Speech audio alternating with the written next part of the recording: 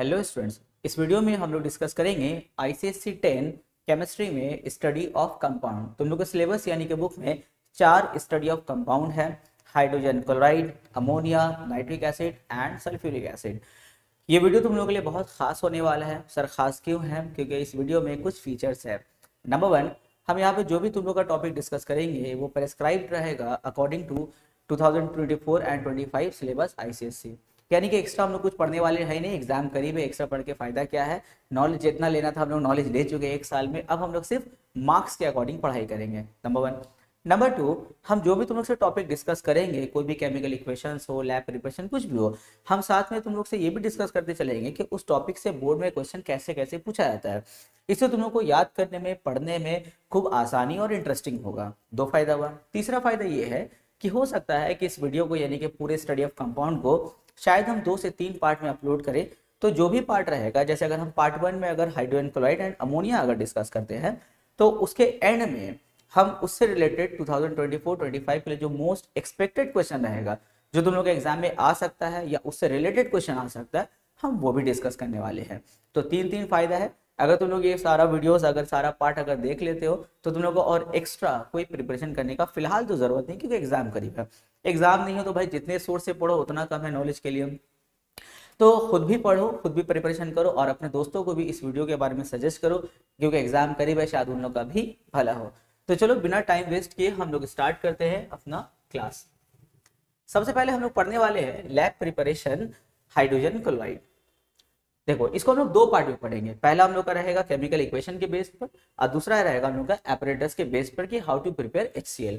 अगर हम chemical equations की बात करें तो देखो, अगर हम NaCl के साथ में कंसंट्रेटेड H2SO4 का अगर रिएक्शन करवाते हैं, कंसंट्रेटेड H2SO4, और टेम्परेचर अगर हम 200 से लेसर अगर मेंटेन करते हैं, तो बनेगा सोडियम हाइड्रोजन सल्फेट और साथ में क्या बना? HCl। ठीक है, ये तो बनाना चाहते थे सर HCl, चलो बन गया। अब क्या करेंगे? HCl तो बन गया, अब ये जो सोडियम हाइड्रोजन सल्फेट बना, क्या इसको फेंक दे? नहीं नहीं नहीं, फेंकने की कोई जरूरत नहीं है।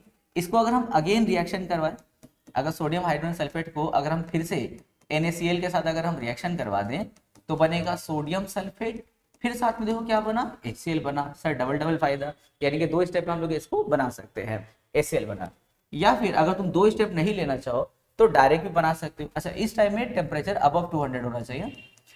अगर तुम ये 2 इक्वेशन नहीं करना चाहो, अगर एक ही बार में अगर प्रिपरेशन करना चाहो, तो उसका भी टेक्निक है।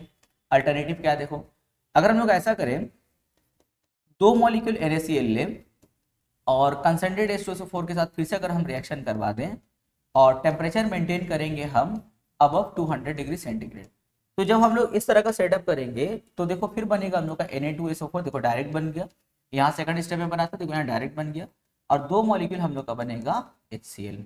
और इस टाइम में टेम्परेचर देखो कितना है? Above 200 degree centigrade. लेकिन इन दोनों स्टेप में बेस्ट होता हम लोग का बिलो 200 वाला। क्यों? इसका रीजन हम तुम लोग को प्रिकॉशंस में बताएंगे कि हम लोग को बिलो 200 क्यों प्रिपेयर करना चाहिए। तो ये तो रहा बात हम लोग का केमिकल इक्वेशन के बेस पर हाउ टू प्रिपेयर HCl। अब हम आएंगे एपरेटस बेस्ड। देखो यहाँ पे कुछ सेटअप किया गया है एपरेटस का लैब प्रिपरेशन के लिए HCl का। तो सबसे पहले देखो, हम लोग यहाँ पे एक फ्लास्क लिए हैं जिसमें NaCl रहेगा, यानी कि सोडियम क्लोराइड। ऊपर में एक फनेल लगा के रखे जिससे हम लोग कंसंट्रेटेड सल्फ्यूरिक एसिड को टाइम टू टाइम हम लोग यहाँ पे डालते रहेंगे। अच्छा, ध्यान रही जो ट्यूब है वो डीप होना चाहिए, इस लिक्विड के अंदर में डीप होना चाहिए, यानी कि डूबा हुआ होना चाहिए। क्योंकि अगर पाइप ऊपर रहेगा और ऐसे फोटा फोटा गिरेगा अगर ना, तो वो तो कंसंट्रेटेड सल्फ्यूरिक एसिड है ना, अगर फोटा फोटा ऐसे गिरेगा उसमें तो वहाँ पे एक्सप्लोजन हो सकता है, धमाका हो सकता है। तो इसलिए इस पाइप को डीप करके अंदर रखना पड़ता है। उसके बाद में अब यहाँ पे केमिकल रिएक्शन हुआ, हीट हम लोग दिए, तो यहाँ पे HCl गैस निकला। लेकिन ये जो HCl गैस है ना, इसमें वाटर का मॉइस्चर है और हमको चाहिए प्योर HCl गैस, यानी कि उसके साथ वाटर का मॉइस्चर हमको नहीं चाहिए। तो हम लोग क्या करते हैं, यहाँ जो बबल्स बन के आया गैस का, देखो यहाँ पे एक ट्यूब से होता हुआ यहाँ आएगा, ये हम लोग का डिलीवरी ट्यूब है। सर ये कहाँ आ गया? ये डब्बा में कहाँ पर आ गया? ये डब्बा में देखो पहले से एक ड्राइंग एजेंट है। ड्राइंग एजेंट, ड्राइंग एजेंट क्या होता है?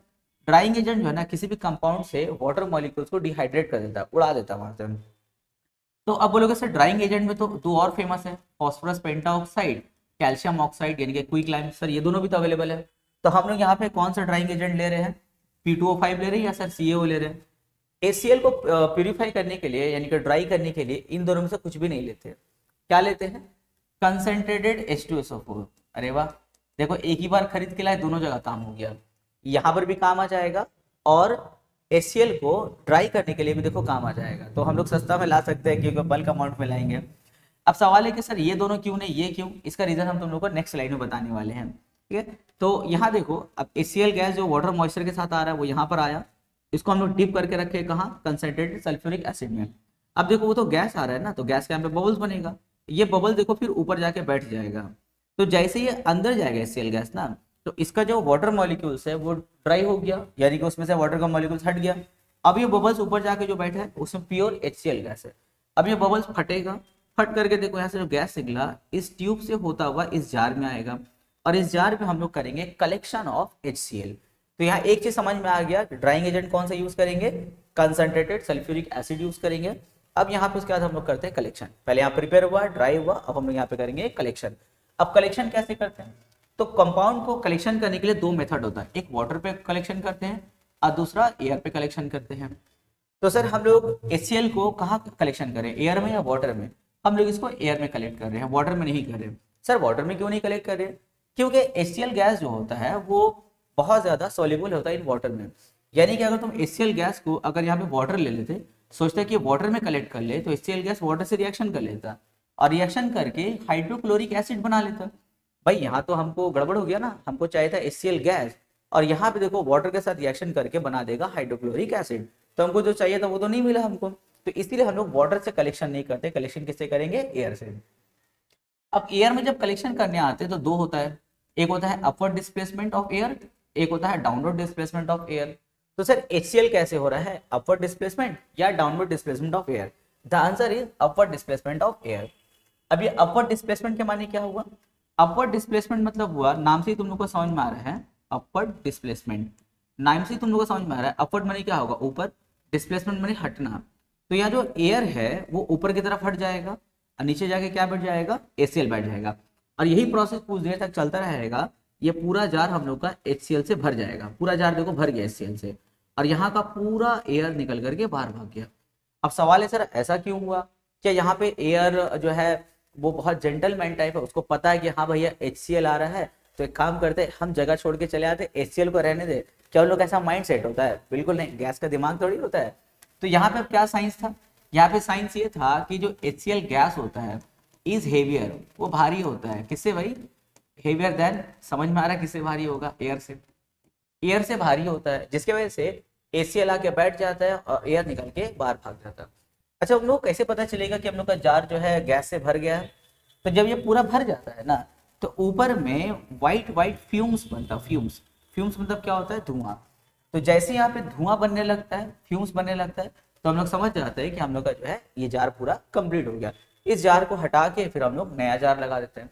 एक और तरीका हम लोग के पास में रहता है, हम लोग एक और तरीके से पता कर सकते हैं, क्या करेंगे, हमको ऐसा लगेगा कि शायद अगर भर गया है गैस जार, बहुत देर से प्रोसेस चल रहा है, तो हम क्या करेंगे, एक रॉड लेके आएंगे छोटा सा और एक सोल्यूशन अमोनियम हाइड्रोक्साइड का लेंगे। तो ये रॉड को जैसे हम अमोनियम हाइड्रोक्साइड में डिप करेंगे, डुबा करके जैसे जार के सामने लाएंगे, तो एकदम डीप व्हाइट कलर का फ्यूम बनना स्टार्ट हो जाता है, किसका, अमोनियम क्लोराइड का, NH4Cl, एक सॉलिड फॉर्मेशन करने लगा व्हाइट कलर का ना। एक तो धुआं होता है हल्का हल्का, और ये ना पूरा एकदम जमने लगेगा कि इसका ऊपर लपट के जम गया लगेगा। तो जैसे लगेगा लपट के जम गया, तो समझ जाएंगे कि HCl पूरा मुंह तक आ गया है। अब मान लेते हैं HCl यहाँ तक है, और यहाँ पे हम जाके उसको डिप ऐसे यहाँ पे अगर लगाएंगे, तो भाई फ्यूम तो बनेगा नहीं, क्योंकि HCl यहाँ है और मेरा डिप किया हुआ सोल्यूशन यहाँ पर लगा हुआ है। तो ये धीरे धीरे पूरा यहाँ तक भर जाएगा। उसके बाद अमोनियम हाइड्रोक्साइड में डिप करके यहाँ तक लाएंगे हम, जैसे यहाँ पर लाएंगे तो HCl गैस इसमें लगा हुआ अमोनियम हाइड्रोक्साइड के साथ रिएक्शन करेगा और ammonium chloride solid fume formation start कर देता है। तो इससे भी हम लोग को आइडेंटिफाई कर सकते हैं कि हाँ हम लोग का HCl गैस वहां पे भर गया है। अब सर यहाँ पे क्वेश्चन कैसे कैसे पूछता है, अब उस पर बात कर लेते हैं। देखो यहाँ पे क्वेश्चन बहुत तरीके से पूछ सकता है। अगर हम स्टार्टिंग में बात करें तो कुछ इस तरह क्वेश्चन पूछेगा, give the balance chemical equation, या हम एक क्वेश्चन लिख दे रहे बाकी हम ऐसे डिक्टेट कर देंगे, give the balanced chemical equation for the lab preparation of HCl। तो तुम लोग ये दोनों या फिर ये वाला केमिकल इक्वेशन लिख सकते हो, पहला क्वेश्चन हुआ। दूसरा क्वेश्चन कैसे पूछेगा, यहाँ पे क्वेश्चन पूछ सकता है कि sulphuric acid is added to a compound X, देखो NaCl का नाम नहीं लेंगे, H2SO4 यानी कि concentrated H2SO4 is added to a compound X to form sodium hydrogen sulfate and hydrogen chloride. अब नेम द कंपाउंड X, वो कंपाउंड का नाम क्या होगा? The answer is NaCl। ये हुआ। या फिर ऐसे पूछ सकता है कि जब हम लोग NaCl से जब केमिकल रिएक्शंस करवाएं तो बना सोडियम सल्फेट और 2HCl बना, तो बताइए उस टाइम में टेम्परेचर कितना मेंटेन कर रहे थे? तो टेम्परेचर था अबव 200 डिग्री सेंटीग्रेड। ये हुआ केमिकल इक्वेशन से। अब हम लोग आते हैं एपरेटस सेटअप पे। तुम लोग इस तरह का जो है सेटअप दे दिया रहेगा। अब इस सेटअप से कैसे कैसे क्वेश्चन पूछ सकता है? यहाँ तो इतना सारा नाम लिखा हुआ देख रहे हो, वहां पे बोल देगा ये सेटअप है for the preparation of HCl gas. उसके बाद में ये जो सब नेमिंग देख रहे हो ना, सब हटा दिया जाएगा, सबके जगह में ABCD कर दिया जाएगा। अब पूछा जाएगा बताइए इसमें क्या है? तो भाई लैब प्रिपरेशन में हमको याद है कि यहाँ पे सोडियम क्लोराइड था, तो A में लिखेंगे सोडियम क्लोराइड। फिर यहाँ लिखा रहेगा B में क्या डाल रहे हैं हम, तो भाई सल्फ्यूरिक एसिड। फिर यहाँ पे C में क्या है? अगर पूछा जाएगा C में यहाँ पर क्या है, तो कंसंट्रेटेड H2SO4 है। या फिर क्वेश्चन में ऐसे ही पूछ सकता है कि name the drying agent for HCl gas. HCl gas के लिए हम लोग कौन सा ड्राइंग एजेंट यूज करते हैं? वैसे तो सर बहुत सारा है। अगर हम बात करें P2O5 है, दूसरा हम लोगों का CaO होता है, थर्ड में ऑप्शन रहेगा कंसंट्रेटेड H2SO4, H2SO4, और 4 ऑप्शन दे दिया ऑल ऑफ दिस, यानी कि सभी उसके लिए ड्राइंग एजेंट है। किसी से भी हम लोग उसको जो है ड्राई कर सकते हैं। तो कुछ कुछ कंपाउंड है जो तीनों से हो जाता है, तो ऑल ऑफ दिस में करेंगे। लेकिन HCl गैस के लिए खास कौन है? कंसंट्रेटेड H2SO4 है। इन दोनों से हम लोग जो है ड्राई नहीं करते हैं। सर ऐसा क्यों? इसका आंसर हम लोग को नेक्स्ट स्लाइड में मिल जाएगा। तो देखो इन दो टॉपिक से बेस्ड हम लोग का क्या क्या क्वेश्चन पूछ सकता है, उसी हिसाब से तुम लोग प्रिपरेशन करोगे। अब देखो ड्राइंग एजेंट में हम लोग phosphorus pentoxide and quick lime यानी कि कैल्शियम ऑक्साइड क्यों नहीं यूज करते हैं? तो फॉस्फोरस पेंटाऑक्साइड देखो HCl से रिएक्शन करके phosphoryl chloride and phosphoric acid बना देगा। अब भाई हम HCl लेकर के थे, हमको प्योर HCl चाहिए था, P2O5 के साथ रिएक्शन करवाए तो देखो phosphoryl chloride and phosphoric acid मिल गया, मेरा HCl गैप हो गया। तो ये कैसे ट्राई करना हुआ भाई? जो चीज चाहिए था वही जाके गैप हो गया, मेरे पास में HCl गैस आया ही नहीं, तो हम करेंगे इससे ड्राई? बिल्कुल नहीं करेंगे। दूसरा है अगर हम इसको कैल्शियम ऑक्साइड से अगर हम उसको प्यूरिफाई करवाने जाए यानी कि ड्राई करने जाए, तो देखो बन जाएगा कैल्शियम क्लोराइड और H2O, फिर देखो हम लोग का HCl गैप हो गया। तो भाई हम ऐसा क्यों ट्राई करें कि मेरा जो सामान चाहिए हमको वही गैप हो जाए? तो इसीलिए हम लोग इन दोनों से रिएक्शन यानी कि इसे ड्राई नहीं करवाते हैं। नेक्स्ट हम लोग का है आइडेंटिफिकेशन। ये हम तुम लोग को पहले बता दिए हैं कि कैसे हम लोग आइडेंटिफाई करेंगे कि हम लोग का HCl गैस तैयार हो गया, वो हम पहले स्लाइड में तुम लोग को बता दिए हैं। अब आते हैं प्रिकॉशंस पे। हम अभी बताए थे ना कि अबव 200 टेम्परेचर हम लोग क्यों नहीं मेंटेन करते हैं, उसका प्रिकॉशन देख लो। पहला प्रिकॉशन ये है कि lower end of the thistle funnel, जिससे हम लोग कंसंट्रेटेड H2SO4 डाल रहे थे, थीसल फनेल कहाँ होना चाहिए? मस्ट बी डीप, वो एकदम डूबा हुआ होना चाहिए, हम दोनों को पहले बता दिए हैं। डिलीवरी ट्यूब जो था वो भी क्या होना चाहिए? डिप्ड होना चाहिए। जो डिलीवरी ट्यूब जो ड्राई करने के लिए जा रहा था H2SO4 के कंटेनर में, वो भी उसमें डिप होना चाहिए। उसका भी सेम रीजन है, ट्यूब ऊपर रहेगा, इधर ड्रॉप इधर ड्रॉप गिरेगा तो बस ब्लास्ट हो सकता है, ये ध्यान रखना। टेम्परेचर हम लोग को जो है नियरली 200, हम लोग को 200 के आसपास में मेंटेन करना चाहिए, उससे ऊपर नहीं जाना है। क्यों? देखो यहाँ पे अगर तुम अबव 200 जाते हो तो क्या क्या दिक्कत हो सकता है। Number 1, apparatus which is made of glass में क्रैक। अभी हम लोग जो नीचे से हिट कर रहे थे, सोडियम क्लोराइड का बर्तन था, नीचे से हिट कर रहे थे, अगर तुम 200 से ज्यादा अगर टेम्परेचर में हिट करने लगोगे तो भाई वो तो ग्लास का बना हुआ है, तो क्रैक हो सकता है, पहला नुकसान। इसीलिए हम लोग अबव 200 नहीं जाना चाहिए। दूसरा है फ्यूल इज वेस्टेड। अब भाई तुम अबव 200 जाओगे तो ज्यादा देर तक हिट करना होगा, ज्यादा फ्यूल खर्चा होगा, इसलिए हम लोग को नहीं मेंटेन करना चाहिए। सोडियम सल्फेट फॉर्म जो Na2SO4 बन रहा था, तो देखो sodium sulphate form hard crust, वो ना हार्ड होता है, यानी कि ऐसे जो कंटेनर है इसमें जो सोडियम सल्फेट जाके जम जाता है। HCl तो भाग गया, लेकिन यहाँ पे इस जार में Na2SO4 यानी कि सोडियम सल्फेट आके जमा हो जाता है और ये हार्ड होता है, स्टिकी होता है, जाके चिपक गया वॉल में। अब अगर हम फिर से अगर इसको हम इसमें कुछ प्रिपरेशन करने जाएंगे हम, तो इसको सफाई करना होगा ना। अब इसको धोने जाओगे तो ऐसा नहीं पानी डाल के शेक कर दिया धुला गया, नहीं, ये जमा हुआ रहता है। अब इसको साफ करने के लिए कोई रॉड लेना, कोई ट्यूब रॉड लिए, अब लेके इसको खकोड़ेंगे। अभी तो कांच का है ना, इसको ऐसे खकोड़ोगे तो पूरा टूट ही जाएगा। तो इसीलिए हम लोग को जो है अबव 200 नहीं टेम्परेचर मेंटेन करना चाहिए। तो ये हो गया हम लोग का पूरा अबव 200 का नुकसान। तो इसीलिए बिलो 200 हम लोग को जो है केमिकल रिएक्शंस करना चाहिए। इस स्लाइड में हम लोग जो डिस्कस करने वाले हैं कलेक्शन के बारे में, देखो ये ऑलरेडी हम तुम लोग को बता चुके हैं, यानी कि HCl गैस का कलेक्शन कैसे करते हैं। देखो by the download delivery, downward delivery किसका, HCl का डाउनवर्ड डिलीवरी, और एयर का क्या होगा, अपवर्ड डिस्प्लेसमेंट होगा। यानी कि HCl का डाउनवर्ड डिलीवरी, HCl नीचे आएगा और एयर अपवर्ड डिस्प्लेसमेंट जाएगा। तो दो तरीका है, या तो बोलेंगे डाउनवर्ड डिलीवरी ऑफ HCl या फिर बोलेंगे अपवर्ड डिस्प्लेसमेंट ऑफ एयर। इस तरह करके हम लोग उसको कलेक्ट करते हैं। उसका रीजन क्या है, HCl gas 1.28 times heavier than air, जो हम दोनों को पहले बता चुके हैं कि HCl जो है एयर से 1.28 टाइम्स हेवियर होता है। अब ये कैसे हम मान ले भाई कि HCl हेवियर देन एयर, उसके लिए हम लोग नेक्स्ट स्लाइड में एक डेमोन्स्ट्रेशन देखने वाले हैं। फिलहाल इसको अभी याद रख लो कि अपवर्ड डिस्प्लेसमेंट क्यों होता है, because HCl is heavier than air. Number 2 में देखो हम दोनों को बताए थे कि उसका जो कलेक्शन है एयर पे क्यों करते हैं, हम लोग वाटर में कलेक्शन क्यों नहीं करते, उसका भी रीजन हम दोनों को बता चुके हैं पहले ही स्लाइड में। It is not collected over water, reason highly soluble in water, ये हाईली सोल्यूबल होता है, इसीलिए हम लोग वाटर में नहीं बल्कि एयर में कलेक्ट करते हैं। अच्छा अब सर हम ये कैसे मान ले कि HCl जो है वो सोल्यूबल इन वाटर होता है, बहुत ज्यादा हाईली सोल्यूबल होता है, इसका भी आंसर हम लोग को नेक्स्ट स्लाइड में मिलेगा। देखो एक्सपेरिमेंट टू डेमोन्स्ट्रेट डेंसिटी, यानी कि डेंसिटी मतलब क्या कि HCl हेवियर होता है एयर से, उसके लिए हम लोग एक डेमोन्स्ट्रेशन लेकर के आए। क्या डेमोन्स्ट्रेशन है, देखो सबसे पहले हम लोग एक ऐसे ग्लास लिए, उसमें एक कैंडल हम लोग लगा देंगे, इसमें एक हम लोग कैंडल लगा दिए और थोड़ा जार बड़ा कर दिए, हम यहाँ पे कैंडल लगा दिए, ठीक है। अब हम लोग कुछ देर तक देखते रहेंगे कि कैंडल जल रहा है, और हम लोग जानते हैं बर्निंग में जो एयर होता है वो हेल्प करता है, तो भाई जाहिर सा बात है अंदर जार में एयर है और यहाँ पे देखो एकदम मस्त एकदम जल रहा है, बर्न हो रहा है।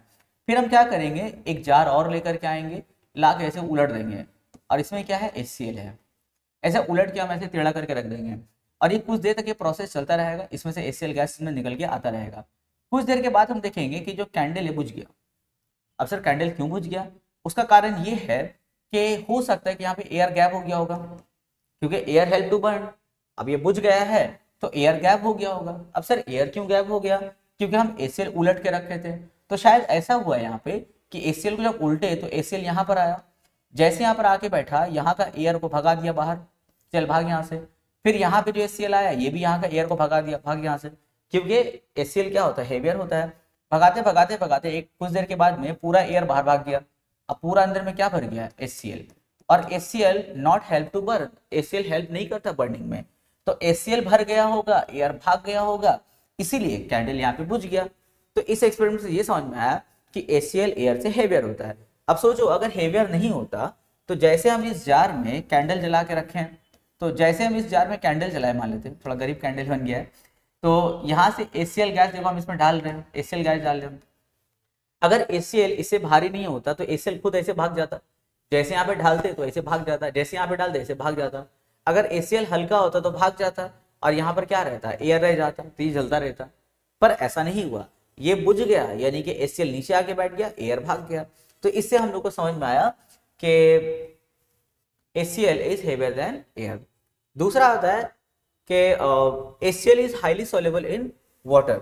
हम कैसे मान ले कि HCl जो है वाटर में बहुत ज्यादा सोल्यूबल होता है, इसके लिए हम लोग के पास में एक फाउंटेन एक्सपेरिमेंट है, बहुत जबरदस्त वाला एक्सपेरिमेंट होता है, खूब इंटरेस्टिंग है, और यहाँ पे से कैसे क्वेश्चन पूछेगा हम लोग उस पर भी बात करेंगे।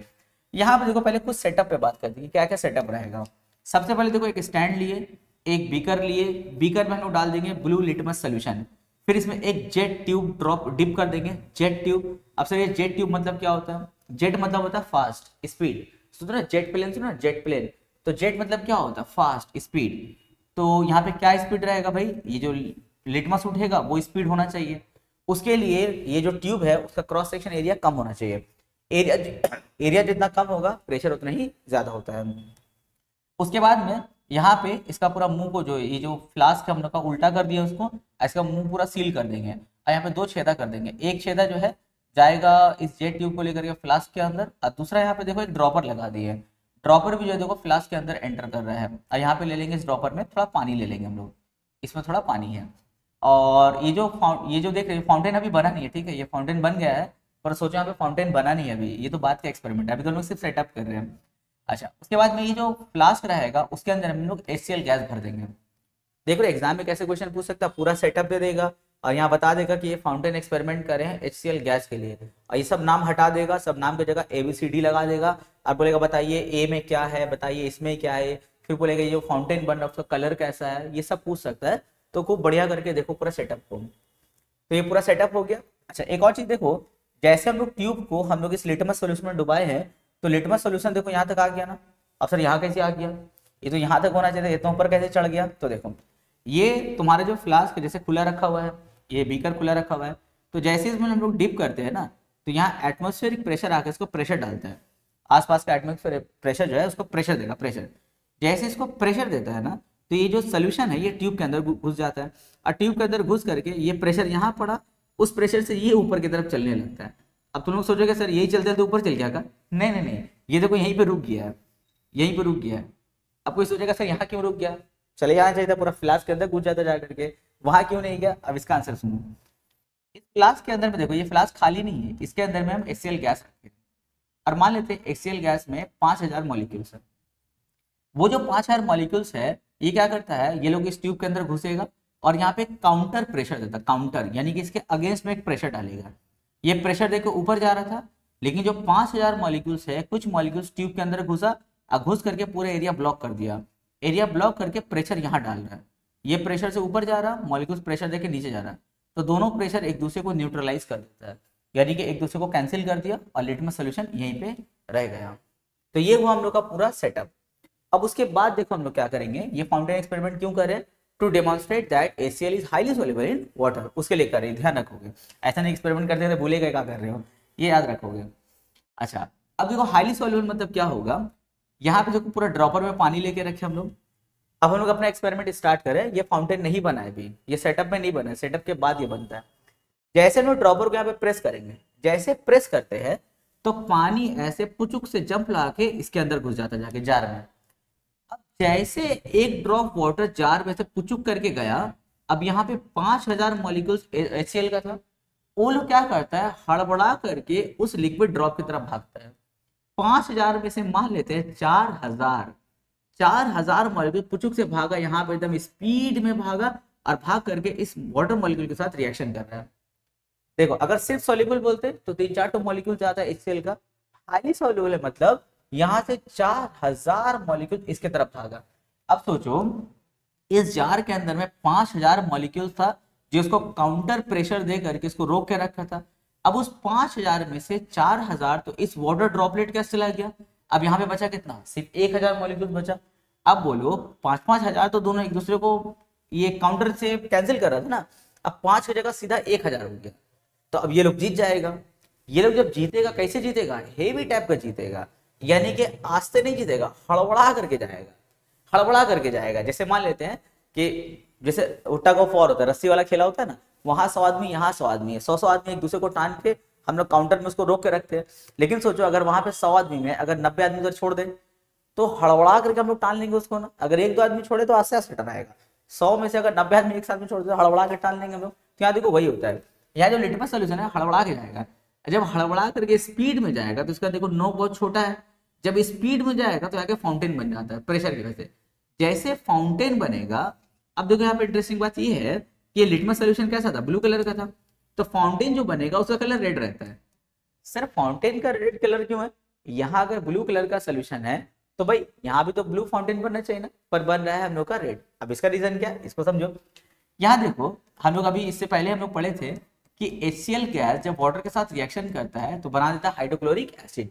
तो यहाँ जो एक ड्रॉप पानी जो पुचुक करके यहाँ पे गया था, 4000 मॉलिक्यूल जब आके इसके साथ रिएक्शन किया तो HCl gas react with water molecule and it form hydrochloric acid.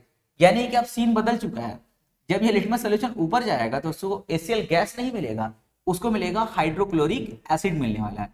अब तुम लोगों को पता है कि asset turns blue litmus solution into red, तो अंदर का जो एनवायरनमेंट है पूरा एसिड का है। अभी जो ब्लू सोल्यूशन जाएगा तो उसके साथ रिएक्शन करके क्या कर देगा, रेड कलर कर देगा। तो ये हुआ हम लोग का पूरा experiment to demonstrate that HCl gas is highly soluble in water. Clear हो गया, तो पूरा सेटअप अच्छे से याद रखोगे। पूरा यही सेटअप हम लोग अमोनिया में ही पढ़ने वाले हैं। अमोनिया में बस यहाँ पे ब्लू सोल्यूशन की जगह रेड ले लेते हैं, यहाँ भी वही पानी उनी रहेगा और अंदर में हम लोग जो है वो चेंज कर देंगे। बाकी पूरा सेटअप ये रहेगा। अगर इसको अच्छे से पढ़ लेते हो तो अमोनिया का फाउंटेन एक्सपेरिमेंट वो अलग से पढ़ने का जरूरत नहीं, ऐसे ही हो जाएगा। तो क्लियर हो गया। तो दो चीज हम लोग पढ़े, HCl गैस हेवियर देन वो एयर होता है उसका डेमोन्स्ट्रेशन हुआ, ये इसका डेमोन्स्ट्रेशन हुआ। अब एक चीज हम लोग का आता है अमोनिया रिएक्ट विद HCl। अब बताओ अगर अमोनिया HCl के साथ रिएक्शन करेगा तो क्या बनाएगा? It forms ammonium chloride. इसको याद रखोगे, ये भी हम लोग का केमिकल इक्वेशंस हुआ। अब तक हम लोग कहानी था HCl गैस के बारे में। अब हम लोग कहानी आता है हाइड्रोक्लोरिक एसिड के how to prepare hydrochloric acid from the hydrogen chloride gas. The aqueous solution, यानी कि जो पानी वाला सॉल्यूशन होगा, the aqueous solution of hydrogen chloride gas is hydrochloric acid. यानी कि अगर तुमको हाइड्रोक्लोरिक एसिड बनाना है तो बहुत ही आसान काम होगा। सबसे पहले एक बीकर ले लेंगे जिसमें हम पानी भर देंगे और इसमें थोड़ा थोड़ा करके हम HCl गैस मिलाते रहेंगे। इससे ये जो वाटर है वो मेरा HCl एसिड में कन्वर्ट हो जाएगा। तो सर इतना आसान है बनाना? बिल्कुल नहीं, प्रोसेस यही है लेकिन कुछ सेटअप करना पड़ता है। देखो ये सेटअप हम लोग का, इस सेटअप में जाने से पहले मान लेते हैं जैसे स्टार्टिंग में कैसा सेटअप किया गया था। मान लेते हैं मेरे पास में एक सेटअप है ये वाला, इसमें हम पानी लेते हैं और यहाँ पे हम पाइप ऐसे लगाएंगे। ये स्टार्टिंग में ऐसे सेटअप किया गया था। ये पूरा पानी रहेगा, ये पाइप अंदर चला जाएगा, ये कनेक्ट रहेगा सोर्स ऑफ HCl गैस से। इस सोर्स से हम लोग धीरे धीरे HCl गैस लाएंगे, यहाँ पे वाटर रहेगा और स्लो प्रोसेस होते होते आराम से रिएक्शन करते करते जब हम लोग का पूरा ये एसिड में कन्वर्ट हो जाएगा तो इस हम लोग बीकर को हटा के एक नया बीकर फिर लगा देंगे हम लोग, और इससे हम लोग को बीकर पे बीकर हम लोग को HCl एसिड मिलता रहेगा। ये स्टार्टिंग का सेटअप था हम लोग का। लेकिन दिक्कत क्या हुआ, इसके साथ कुछ दिक्कत हुआ और इस सेटअप को डिस्कार्ड कर दिया गया। तो क्या दिक्कत हुआ देखो, अभी हम लोग फाउंटेन एक्सपेरिमेंट में एक चीज हम लोग देखे हैं कि HCl gas is highly soluble. सिर्फ सॉल्युबल नहीं, हाईली सॉल्युबल, बहुत ज्यादा करके वो जो है रिएक्शन करता है वाटर के साथ में। अब दिक्कत ये हुआ कि जब HCl गैस यहाँ पर आ रहा था तो यहाँ पे जब वाटर के साथ रिएक्शन किया तो एसिड बन रहा था, लेकिन चूंकि HCl गैस हाईली सॉल्युबल होता है तो ये वाटर क्या हुआ, कूदक के अंदर चला गया। जहां से HCl गैस आ रहा था, मतलब हल्का से भी HCl गैस वाटर कांटेक्ट में आएगा, हड़बड़ा के बताए थे ना, हड़बड़ा के रिएक्शन होगा, फाउंटेन में बताए थे हड़बड़ा के रिएक्शन होगा। तो जैसे HCl गैस वाटर कांटेक्ट में आया तो HCl और वाटर में हड़बड़ा के रिएक्शन हुआ, एक हड़बड़ा रिएक्शन, ठीक है। और इससे क्या हुआ, ये वाटर जंप ला के पीछे भाग गया। जब वाटर से जंप ला के पीछे भागा, इसको बोलते हैं बैक सक्शन। जैसे बैक सक्शन हुआ तो वाटर पूरा सोर्स ऑफ HCl गैस पहुंच गया, ये पूरा पानी जाकर के यहाँ पे घुस गया, धुड़ुम ब्लास्ट हो गया। तो ये सेटअप गड़बड़ था क्योंकि HCl जो वो हाईली सॉल्युबल होता है, इसलिए प्रॉब्लम हुआ। तो इस सेटअप को डिस्कार्ड कर दिया गया। उसके बाद में देखो ये सेटअप लाया गया। अब इसमें क्या है, तुम लोग देख सकते हो कि एक हम लोग फनल लगा के यहाँ पे रखे हैं। फनल को इस हिसाब से लगाओगे कि फनल का जो रिम होगा, यानी कि उसका जो किनारा होगा, वो पानी में सटा होना चाहिए। पानी के ऊपर भी नहीं रहेगा, उसको अंदर भी मत डुबा दोगे, बस ऐसा कि उसका जो रिम रहेगा, रिम वो वाटर में ऐसे सटा हुआ होना चाहिए, अंदर भी नहीं घुसा देना, ऊपर ही मत रखना, ऐसे सटा के हम वो रखेंगे, ठीक है। पहला सेटअप हुआ। अब ऐसा सेटअप क्यों कि देखो, जब HCl गैस फिर यहाँ पर आया तो ये पानी हड़बड़ा के रिएक्शन करने पहुंचा ना। जब ये हड़बड़ा के जाएगा, यानी कि बैक सक्शन जब लगेगा, तो जैसे बैक सक्शन होगा तो यहाँ पे ढेर सारा देखो HCl गैस भरा हुआ है ना, यानी कि large surface area for HCl gas. जैसे ये वाटर बैक सक्शन लेगा तो यहाँ तक पूरा पहुंच नहीं पाएगा। क्यों? क्योंकि यहाँ पे देखो हम लोग ऑलरेडी इसका सरफेस एरिया बढ़ा दिए। तो जैसे वाटर यहाँ पर आएगा तो यहाँ पे जो प्रेजेंट HCl गैस है उसी के साथ रिएक्शन करता रहेगा, और उस टाइम में उसी बीच में HCl गैस आगे वापस से इस फनल में भर जाएगा, जो यहाँ पे नहीं था। देखो यहाँ पे कुछ लार्ज सरफेस एरिया नहीं था तो वाटर जंप ला के बैक सेक्शन लेके वहां चला गया। लेकिन यहाँ पे हम लोग लार्ज सरफेस एरिया प्रोवाइड करें फनल की वजह से, ऐसे पाइप था उसको ऐसे कर दिया गया ताकि large amount of HCl gas यहाँ पे जमा रहे। जब ये बैक सेक्शन लेने वाला रहेगा तो भाई यहीं पे आके लोग रिएक्शन करता रहेगा, उसी बीच में यहाँ पे HCl गैस आके वापस से भर जाएगा। तो बैक सेक्शन से हम लोग उसको रोक सके कैसे, by increasing the large surface area of funnel. एक बार दूसरा क्या होता है, जब यहाँ पे वाटर ऐसे जंप ला के इस फनल के इस एरिया तक आता है तो जैसे पानी यहाँ जाके भर जाएगा, जाके HCl के साथ रिएक्शन करेगा। अब भाई पानी ऊपर गया है तो जाहिर सी बात है यहाँ का जो पानी वो क्या होगा, नीचे आ जाएगा, क्योंकि पानी ऊपर गया है ना तो पानी का लेवल यहाँ पे क्या होगा, कम, तो ये पानी नीचे आ जाएगा। जैसे ही यहाँ का पानी नीचे आया और ये फनल क्या होगा, ऊपर चला जाएगा। तो कुछ सेकंड के लिए वाटर और ये जो फनल है उसमें ऐसा गैप आ जाएगा, लेकिन एयर गैप पूरा नहीं रहेगा वहां पे, ऐसे बीच में ना हल्का सा एयर गैप रहेगा, लेकिन वहां पे पूरा वो पानी रहेगा, पानी मैंने ऐसे, यानी कि यहाँ पर भी पानी चढ़ गया और यहाँ पर पानी का लेवल क्या हो गया, कम, तो बीच में गैप आ गया। अब उस गैप की वजह से जो पानी है ना वो तो भारी होता है, तो जैसे गैप होगा उस गैप में पानी अपने वेट की वजह से धप से नीचे आ जाएगा। यानी कि जो बैक सक्शन लेने वाला था, लेकिन जैसे पानी ऊपर की तरफ जाएगा यहाँ पे, तो यहाँ का पानी कम, तो उन दोनों के बीच में गैप बन जाएगा, और उस गैप में वाटर अपने भारीपन की वजह से, वेट की वजह से धप से नीचे, और ये जो फनल है वो ऐसे पानी में से फ्लोट करता रहेगा, फ्लोट, क्योंकि पानी ऊपर चढ़ा फिर नीचे आया तो ऐसे फ्लोट करता रहेगा, डूब नहीं जाएगा अंदर, वो फ्लोट करता रहेगा, क्योंकि हम लोग सेटअप कैसा किए थे, वो सटा के रखे थे। अगर डुबा के पहले से रखते तो और अंदर डूब जाता, तो इसीलिए हम लोग उसको ऐसे सटा के रखे थे। तो बैक सेक्शन रोकने के लिए हम लोग का दो टेक्निक हुआ। एक टेक्निक तो लार्ज सरफेस एरिया बढ़ा दिया फनल की वजह से, ताकि पानी पीछे की तरफ नहीं जा पाया, यहीं पर बिजी रहा, उस टाइम में हम लोग फिर से एसीएल गैस भेज दी। और दूसरा, जब पानी अंदर डूबा, अंदर ढुक गया जाकर के, तो यहाँ का पानी का लेवल कम, यहाँ का पानी का लेवल ऊपर, तो बीच में गैप बन गया, अब पानी अपने वेट की वजह से धप से नीचे आ गया, यानी कि बैक सेक्शन से बच गया। तो ये हम लोग का स्पेशल सेटअप था हाइड्रोक्लोरिक एसिड बनाने का। अब यही प्रोसेस कुछ देर तक चलता रहेगा, ऊपर नीचे ऐसे होता रहेगा, फिर हम लोग देखेंगे कि कुछ देर में यहाँ पे ये जो पूरा वाटर है ये पूरा एसिड में कन्वर्ट हो जाएगा। तो इस तरह करके हम लोग जो है HCl एसिड प्रोड्यूस करते हैं। अब एग्जाम में यहाँ पे से तुमसे कैसे क्वेश्चन पूछ सकता है, यहाँ पे तुमसे पूछ सकता है कि जैसे मान लेते दो सेटअप दे देगा, जैसे ये देख रहे हो, एक और ये एक, दो, इस तरह करके मान लेते दो और सेटअप दे दिया, चार सेटअप दे देगा, और बोलेगा बताइए इसमें से कौन सा सेटअप सही है। कुछ बच्चे लोग ना भूल से इस सेटअप में टिक कर देता है, ये सेटअप नहीं है, ये सेटअप के बाद का प्रोसेस है ना। सेटअप कैसा रहेगा, इसका रिम वाटर में टच रहेगा, और जब HCl गैस आएगा, जब रिएक्शन स्टार्ट होगा, तो उसके बाद यहाँ पे गैप बनता है, तो ये सेटअप में नहीं आएगा, सेटअप में ये आएगा, एंड ये सेटअप के बाद का प्रोसेस है। तो देख लेना, चार सेटअप जो रहेगा, चार में से ये वाला हम लोग का एकदम बेस्ट होगा। उसके बाद हम लोग आते हैं सिर्फ केमिकल रिएक्शन सब रहेगा, कि अगर मान लेते हैं तुम्हारा हाइड्रोक्लोरिक एसिड किसी मेटल के साथ रिएक्शन करेगा तो क्या बनाएगा।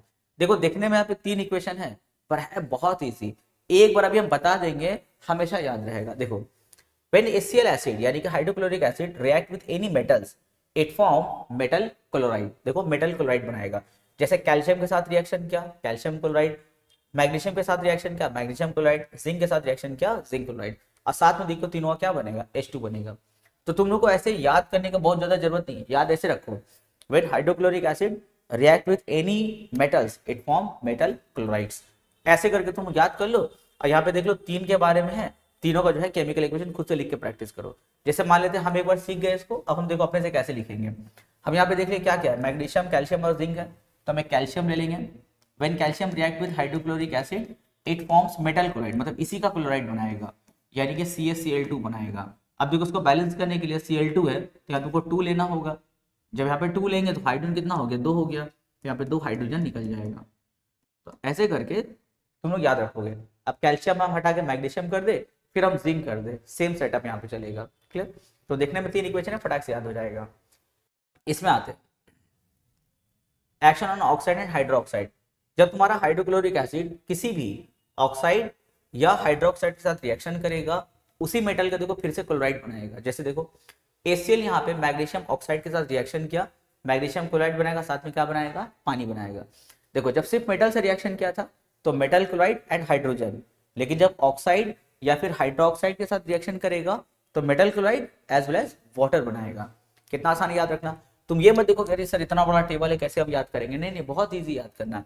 तुम ऐसे रटो कि hydrochloric acid react with any oxide and hydroxide it forms metal chloride as well as water, लेकिन सिर्फ जब मेटल से रिएक्शन कर रहा था तो मेटल क्लोराइड एंड हाइड्रोजन। तो यहाँ पे देखो जितना भी ऑक्साइड एंड हाइड्रोक्साइड देखो सबके साथ वही बना रहा है, क्लोराइड बना रहा है और साथ में वाटर बना रहा है। बस यहाँ पे तुमको देखो याद ये रखना है, जैसे यहाँ पे देखो magnesium oxide, zinc oxide, ferrous oxide, तीनों के लिए 2HCl है, उसके अंदर देखो इसके लिए भी 2HCl है और बाकी सब के लिए भी 2HCl है। यहाँ पे यूनिक कौन कौन है देखो, सिर्फ इसको याद रखना। आयरन ऑक्साइड जो है ये 6 मॉलिक्यूल ऑफ एसिल के साथ रिएक्शन करेगा, क्योंकि इसके लिए क्या होता है FeCl3 फॉर्मूला होता है।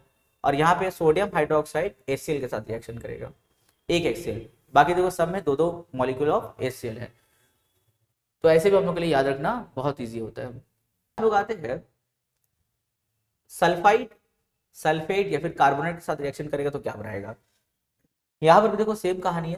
When hydrochloric acid react with any carbonate, जब किसी भी कार्बोनेट या फिर बाई कार्बोनेट के साथ रिएक्शन करेगा इट फॉर्म्स वही मेटल क्लोराइड बनाएगा, लेकिन इस बार पानी बनाएगा साथ में CO2 बनाएगा, ऐसे याद रखोगे। When hydrochloric acid react with any carbonates और bicarbonates it forms the metal chloride, water and carbon dioxide. तो तुमको बार बार सबको याद करने की जरूरत नहीं है, तुम बस इसको दिमाग में रख लेना। बाकी जो भी कार्बोनेट्स देंगे उसके साथ क्लोराइड, पानी या CO2 तो सब में मारना है, पानी CO2 सब में लगाएंगे। बस यहाँ पे ये याद रखना है कि कोई भी कार्बोनेट के साथ रिएक्शन करेगा उसी का क्लोराइड वो बनाएगा। ठीक है, तो तुम लोग ऐसे करोगे, जैसे मान लेते हैं सोडियम क्लोराइड है, Na2CO3 है, उसके साथ क्या करेंगे हम लोग HCl का रिएक्शन करवाएंगे। अब मान लेते तुमको बैलेंसिंग याद नहीं है, अब देखो बैलेंसिंग याद करने की भी जरूरत नहीं है, जैसे यहाँ पे है ना, यहाँ 2 लगा हुआ, यहाँ 2 लगा हुआ है, फिर यहाँ पे 2 लगा हुआ है, तो ये जो बैलेंसिंग इसको याद करने का जरूरत नहीं, तुमको याद क्या करना है कि when HCl react with any carbonate it forms metal chloride. यहाँ पे कौन सा मेटल है, सोडियम, तो सोडियम का क्लोराइड बनाएगा, साथ में पानी बनाएगा और क्या बनाएगा, कार्बन डाइऑक्साइड बनाएगा। इसके बाद तुम खुद से बैलेंस करो, कैसे देखो, यहाँ पे Na कितना है 2, तो यहाँ पे सामने में 2 लगाना होगा।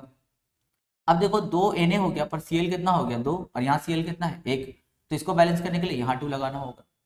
इससे देखो मेरा हाइड्रोजन कितना हो गया, यहाँ पे 2 हाइड्रोजन हो गया, यहाँ पे H2O है, ठीक है, और कार्बन एक, हाँ देखो अब सब बैलेंस हो गया। यहाँ पे ऑक्सीजन कितना है 3, यहाँ पर देखो 1 और यहाँ पे 2 3 बैलेंस हो गया। फिर अगर तुम्हारे सामने हम रख दे सोडियम बाइकार्बोनेट रख दे, तो when HCl react with sodium bicarbonate, फिर ये क्या बनाएगा, इसी का कार्बन, इसी का क्लोराइड बनाएगा, यानी कि NaCl बनाएगा, साथ में पानी बनाएगा और क्या बनाएगा, कार्बन डाइऑक्साइड बनाएगा। देख लो बैलेंस है, अगर नहीं तो फिर करना होगा बैलेंस। यहाँ पे NaCl के साथ रिएक्शन करके NaCl, ठीक है, यहाँ पे 2 हाइड्रोजन और 1 ऑक्सीजन को लेकर के पानी, यहाँ पे CO2, देखो ये बैलेंस है, देखो कितना आसान है, याद रखना हम लोग को। फिर हम एक और एग्जाम्पल तुम लोगों के सामने रख देगा, कैल्शियम कार्बोनेट रख देगा तुम्हारे सामने, कैल्शियम कार्बोनेट, जब इसके साथ HCl का रिएक्शन होगा तो इसी का क्लोराइड बनाएगा कैल्शियम का, तो कैल्शियम क्लोराइड का फॉर्मूला क्या होता है, CaCl2 होता है, साथ में क्या बनाएगा, वाटर बनाएगा और कार्बन डाइऑक्साइड बनाएगा। चलो अब इसको बैलेंस करना होगा, यहाँ पे देखो क्लोरीन कितना है 2, यहाँ पे 1 है तो 2 लगा दो। अच्छा अब देखो यहाँ पे हाइड्रोजन 2 हो गया, ठीक है, यहाँ हाइड्रोजन 2 है, ऑक्सीजन यहाँ पे 3 है, यहाँ पे 1 और 2 3 है, कार्बन यहाँ पे 1 है, यहाँ भी कार्बन तुम्हारा 1 है, कैल्शियम, हाँ सब हो गया, सब बैलेंस हो गया, देखो कितना इजी है। तो ऐसे कर करके तुम लोग को याद रखना है, ठीक है। अब आते हैं यहाँ पे, व्हेन हाइड्रोक्लोरिक एसिड यानी कि dilute hydrochloric acid react with any sulphide और हाइड्रोजन सल्फाइड, जैसे देखो ये सोडियम सल्फाइड है, पोटेशियम सल्फाइड है, पर ये सोडियम हाइड्रोजन सल्फाइड है। तो HCl जब भी सोडियम सल्फाइड या किसी भी सल्फाइड से या बाई सल्फाइड यानी कि हाइड्रोजन सल्फाइड से रिएक्शन करेगा, तो यहाँ पर भी देखो सेम कहानी, यहाँ पर भी क्या बनाएगा, मेटल क्लोराइड बनाएगा, पानी बनाएगा और साथ में SO2 बनाएगा, सल्फर डाइऑक्साइड। देखो ये लोग को याद रखना आसान है, जब ऑक्साइड और सॉरी कार्बोनेट से या हाइड्रोजन कार्बोनेट से अगर रिएक्शन करेगा तो यहाँ पे CO2 एक्स्ट्रा था, और यहाँ जब सल्फाइड से या बाई सल्फाइड से रिएक्शन करेगा तो SO2 बनाएगा। तो तुम इसको ऐसे रटोगे, ऐसा हम लोग को स्टेटमेंट बना के रटना कि when HCl react with any sulphide और hydrogen sulphide it forms the metal chloride, water और साथ में क्या बनेगा, सल्फर डाइऑक्साइड, SO2 बनेगा। कितना आसान है। फिर ये कभी अगर किसी मेटल सल्फाइड से, सल्फाइड देखो SO3 मतलब होता है सल्फाइड होता है T, और S मतलब होता है सल्फाइड D होता है, यहाँ पर फिर क्या बनेगा, मेटल क्लोराइड बनेगा और साथ में तुम्हारा हाइड्रोजन सल्फाइड बनेगा, ठीक है। तो अब मान लेते एग्जाम में ऐसे क्वेश्चन पूछा गया कि कोई एक कंपाउंड है, जैसे HCl नाम बता दिया, when HCl react with compound X it forms the metal chloride, जैसे सोडियम क्लोराइड बोल दिया, and a pungent spelling gas. Hydrogen sulphide का गैस कैसा होता है, पंजेंट स्पेलिंग होता है, मतलब जैसे सड़ा हुआ अंडा की तरह महकता है। तो पूछा जाएगा नेम द कंपाउंड X, वो X कौन सा कंपाउंड था, तो आंसर क्या होगा हम लोग का, सोडियम सल्फाइड होगा, ठीक है। तो ऐसे करके हम लोग का पूरा केमिकल इक्वेशन याद करना है। अब कुछ बच्चे लोग थोड़ा इसको देख के डर गया होगा कि सर इतना सारा केमिकल इक्वेशन, लेकिन तुम लोग ध्यान से अगर देखोगे बहुत ज्यादा केमिकल इक्वेशन नहीं है, बस तुमको वो कोटेशन याद रखना है कि ये HCl के साथ रिएक्शन करेगा तो क्या क्या बनाएगा, दिमाग में रट लो। रैंडमली कुछ भी कंपाउंड अपने मन से नाम ले लो, ले करके उसको इक्वेशन बना के देखो, खुद से बना लोगे, तो बहुत ईजी रहेगा तुम लोग के लिए। इतना केमिकल इक्वेशन देख कर घबराना नहीं को। चलो उसके बाद आता है प्रेसिपिटेशन रिएक्शन। प्रेसिपिटेट मतलब क्या होता है, जो नॉन रिएक्टिव जो सब्सटेंस होता है, यानी कि जो अब डिसॉल्व नहीं हो पाएगा, सॉलिड फॉर्म में जम जाता है, उसको क्या बोलते हैं, प्रेसिपिटेट बोलते हैं। तो अगर तुम्हारा HCl अगर सिल्वर लीड नाइट्रेट के साथ अगर रिएक्शन करेगा तो क्या बनाएगा, लीड क्लोराइड बनाएगा और नाइट्रिक एसिड। इसको तुमको रट लेना है। अब इसका क्वेश्चन पूछने का तरीका बहुत रह सकता है, तुमसे जैसे बोल दिया कि HCl react with any compound X और साथ में बनाया नाइट्रिक एसिड और PbCl2 बनाया, तो बताइए वो X कौन सा कंपाउंड था? तो तुमको याद होना चाहिए सिल्वर नाइट्रेट, लेड नाइट्रेट। उसी तरह when HCl react with silver nitrate it forms a precipitate silver chloride and nitric acid. तो इस तरह करके तुमको केमिकल इक्वेशन इसका याद रखना है। तो इसके साथ हम लोग का देखो HCl खत्म होता है, स्टडी ऑफ कंपाउंड। देखो कितना लिमिटेड था, पूरा हम सिलेबस के अकॉर्डिंग तुम लोग को पढ़ा है। एकदम केमिकल रिएक्शन खूब जबरदस्त करके प्रैक्टिस करोगे। जब कोई केमिकल इक्वेशन स्टार्ट करोगे, अगर हो सकता है अगर तुम्हें 11 महीने सही से पढ़ाई नहीं किए हो, तो अचानक से अभी इतना सारा पढ़ाई कर रहे हो, इतना सारा आंसर याद करना, इतना सारा केमिकल इक्वेशन, थोड़ा सा तुम लोग के लिए वो डरावना हो सकता है, थोड़ा सा तुम लोग का कॉन्फिडेंस भी लो हो सकता है, पर कोई टेंशन नहीं लेना। तुम एक बार पढ़ना स्टार्ट करो, केमिकल इक्वेशन तुम अच्छे से लर्न करना स्टार्ट करो। जैसे तुम शुरुआत करोगे, तुम्हारे सामने अगर 100 केमिकल इक्वेशन है, तुमको डर लग रहा है कि सर 100 केमिकल इक्वेशन कैसे करे, पहले ही कंपाउंड में इतना केमिकल इक्वेशन, पूरा चैप्टर में क्या होगा, बाकी के कंपाउंड में क्या होगा, ऐसा कुछ नहीं है। दिखने में अगर 100 कंपाउंड का 100 केमिकल रिएक्शन अगर है, तुम कुछ प्रैक्टिस करो, थोड़ा सा प्रैक्टिस करो, फिर वो ना टेक्निक समझ में आ जाएगी कि किसको कैसे याद करना है, किसको कैसे हम लोग को लिखना है। फिर 100 जो है ना वो तुरंत खत्म हो जाएगा। 100 में जब स्टार्ट करोगे तो स्टार्टिंग में टाइम कंज्यूमिंग लगेगा, जैसे 100 में स्टार्टिंग का 10 टाइम कंज्यूमिंग लगेगा, बहुत टफ लगेगा, लेकिन उसके बाद का 90 बहुत ईजी रहेगा। तो खूब कॉन्फिडेंस के साथ लग जाओ काम पे। तो स्टार्ट करते हैं हम लोग अपना नया कंपाउंड अमोनिया। जैसे कि हम लोग के लिए HCl इजी रहा था, उससे भी ज्यादा इजी हम लोग के लिए अमोनिया होगा। यहाँ पर देखो वही सब कंसेप्ट यूज करेंगे हम लोग, जैसा कि हम लोग HCl में यूज किए थे। सबसे पहले देखो यहाँ पे दो सेटअप रहेगा। पहला केमिकल इक्वेशंस यानी कि केमिकल रिएक्शन के बेसिस पर how to prepare ammonia, and second रहेगा हम लोग का एपरेटस के हेल्प से। तो सबसे पहले अगर तुम लोग से पूछा जाए क्वेश्चन में, give the balance chemical equation for the lab preparation of ammonia, तो कैसे बनाएंगे? सबसे पहले हम लोग लेंगे अमोनियम क्लोराइड, लेंगे NH4Cl, इसको रिएक्शन करवाएंगे कैल्शियम हाइड्रोक्साइड के साथ में। क्या बनाएगा? कैल्शियम क्लोराइड बनाएगा, साथ में पानी बनाएगा, और साथ में हम लोग का वांटेड अमोनिया बनाएगा। ठीक है। अच्छा, ये तुम लोग रट लोगे, ये तुम लोग रट्टा मारोगे, ऐसे रटोगे। Ammonium chloride react with calcium hydroxide, it forms calcium chloride, water and ammonia. रट लिए। रटने के बाद अब इसको बैलेंस करेंगे। ठीक है ना। इसका बैलेंसिंग याद मत करोगे, बैलेंसिंग याद करने जाओगे तो फिर पगला जाओगे। तो बैलेंसिंग याद नहीं करना है, इसको याद करो, बैलेंसिंग खुद से करेंगे हम लोग।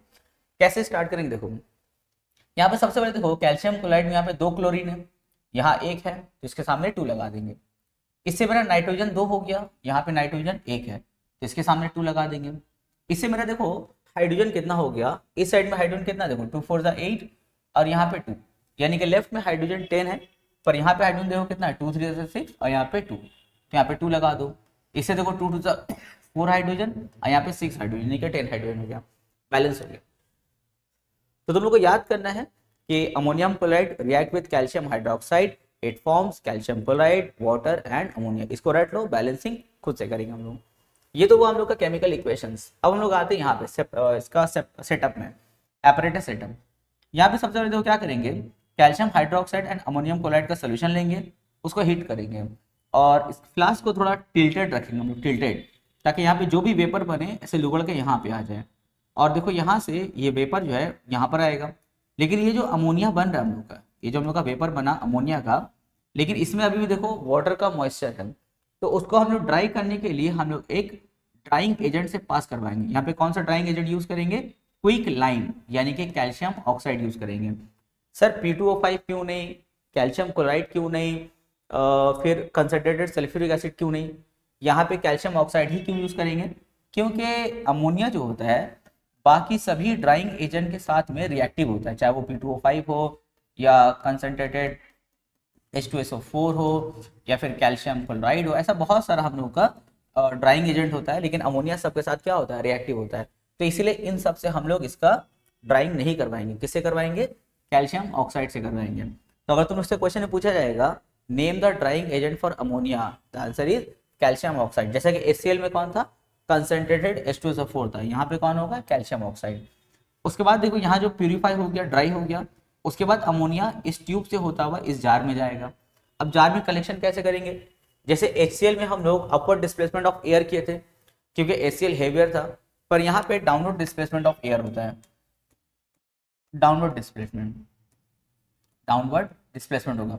सर यहाँ पे डाउनवर्ड डिस्प्लेसमेंट क्यों? देखो जब यहाँ से अमोनिया इसमें जाएगा तो अमोनिया जो होता है वो लाइटर, हल्का होता है देन एयर, एयर से हल्का होता है। तो इसीलिए अमोनिया जैसे यहाँ पर आएगा सब ऊपर जाना शुरू कर देगा यहाँ पे, क्योंकि हल्का होता है ना। और एयर कहाँ आ जाएगा, नीचे आ जाएगा। तो एयर नीचे आया, अमोनिया देखो ऊपर हुआ, फिर धीरे धीरे अमोनिया यहाँ भरता जाएगा और यहाँ से एयर निकलता जाएगा। तो यहाँ पे देखो एयर का क्या हो रहा है, डाउनवर्ड डिस्प्लेसमेंट। HCl में हुआ था upward displacement of air, ammonia में होगा डाउनवर्ड डिस्प्लेसमेंट ऑफ एयर होगा, या फिर हम लोग अपवर्ड डिलीवरी ऑफ अमोनिया भी बोल सकते हैं। क्लियर। तो यहाँ पे हम लोग को दो चीज समझ में आ गया। पहला चीज ये हुआ कि कलेक्शन कैसे होगा, डाउनवर्ड डिस्प्लेसमेंट ऑफ एयर या अपवर्ड डिलीवरी ऑफ अमोनिया ऐसे। दूसरा, अमोनिया को भी देखो हम लोग एयर में कलेक्ट कर रहे हैं ना, जैसे HCl को भी हम लोग एयर में कलेक्ट किए थे, इसको भी देखो हम लोग एयर में ही कलेक्ट कर रहे हैं। वाटर में क्यों नहीं कर रहे हैं, बहुत सारा कंपाउंड भाई वाटर में भी कलेक्शन होता है, वाटर में क्यों नहीं कर रहे हैं, क्योंकि ammonia also highly soluble in water, ammonia भी वाटर में हाईली सॉल्युबल होता है, इसलिए इसको हम लोग वाटर में कलेक्ट नहीं कर सकते हम। अब सर कैसे मान लें कि अमोनिया हाईली सॉल्युबल होता है, तो इसके लिए भी हम लोग एक फाउंटेन एक्सपेरिमेंट का सेटअप करेंगे। अच्छा, तो कलेक्शन समझ में आ गया। यहाँ पे देखो जो तुम लोग को समझा यहाँ पे वही चीज लिखा हुआ है। आते हैं नेक्स्ट पार्ट में हम लोग, और हम लोग अमोनिया कैसे कैसे बना सकते हैं। भाई हम लोग उसको जो है मेटल नाइट्राइड से बना सकते हैं। मेटल नाइट्राइड यानी कि देखो Mg3N2 यानी कि magnesium nitride. Magnesium nitride of water का, ये कैसा वाटर है, वार्म वाटर, गर्म पानी है। मैग्नीशियम नाइट्राइड का जब वार्म वाटर के साथ रिएक्शन करवाते हैं तो बनाएगा मैग्नीशियम हाइड्रोक्साइड, ये नहीं चाहिए हमको, पर साथ में क्या बनाएगा, अमोनिया, ये चाहिए हमको। As well as water also react with warm water also react with aluminium nitride, ये एल्यूमिनियम नाइट्राइड है ALN, it forms aluminium hydroxide and ammonia.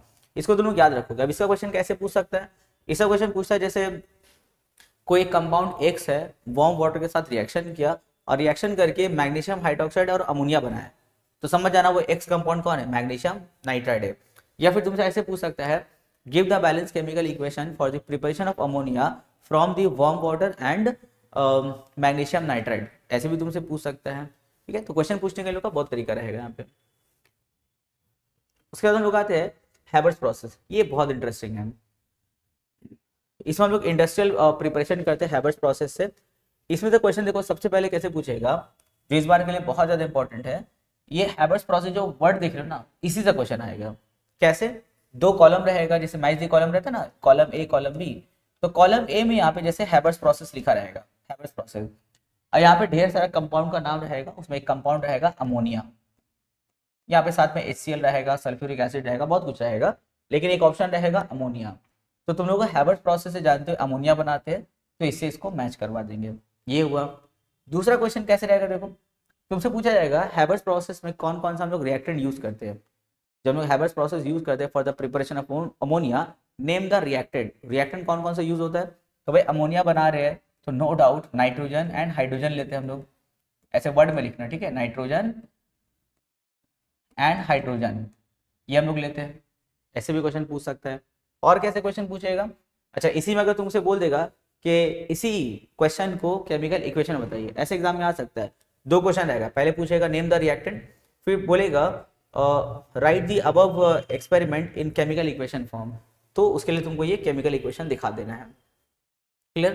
तो ये हैबर्स प्रोसेस इतना क्वेश्चन हुआ। अभी हम लोग और जाएंगे अंदर, और भी हम लोग का तरीका रहेगा क्वेश्चन पूछने का। देखो फिर कौन से रेशियो में लेंगे हम लोग नाइट्रोजन एंड हाइड्रोजन को, नाइट्रोजन और हाइड्रोजन का रेशियो रहेगा 1:3, ये सब याद रखना है।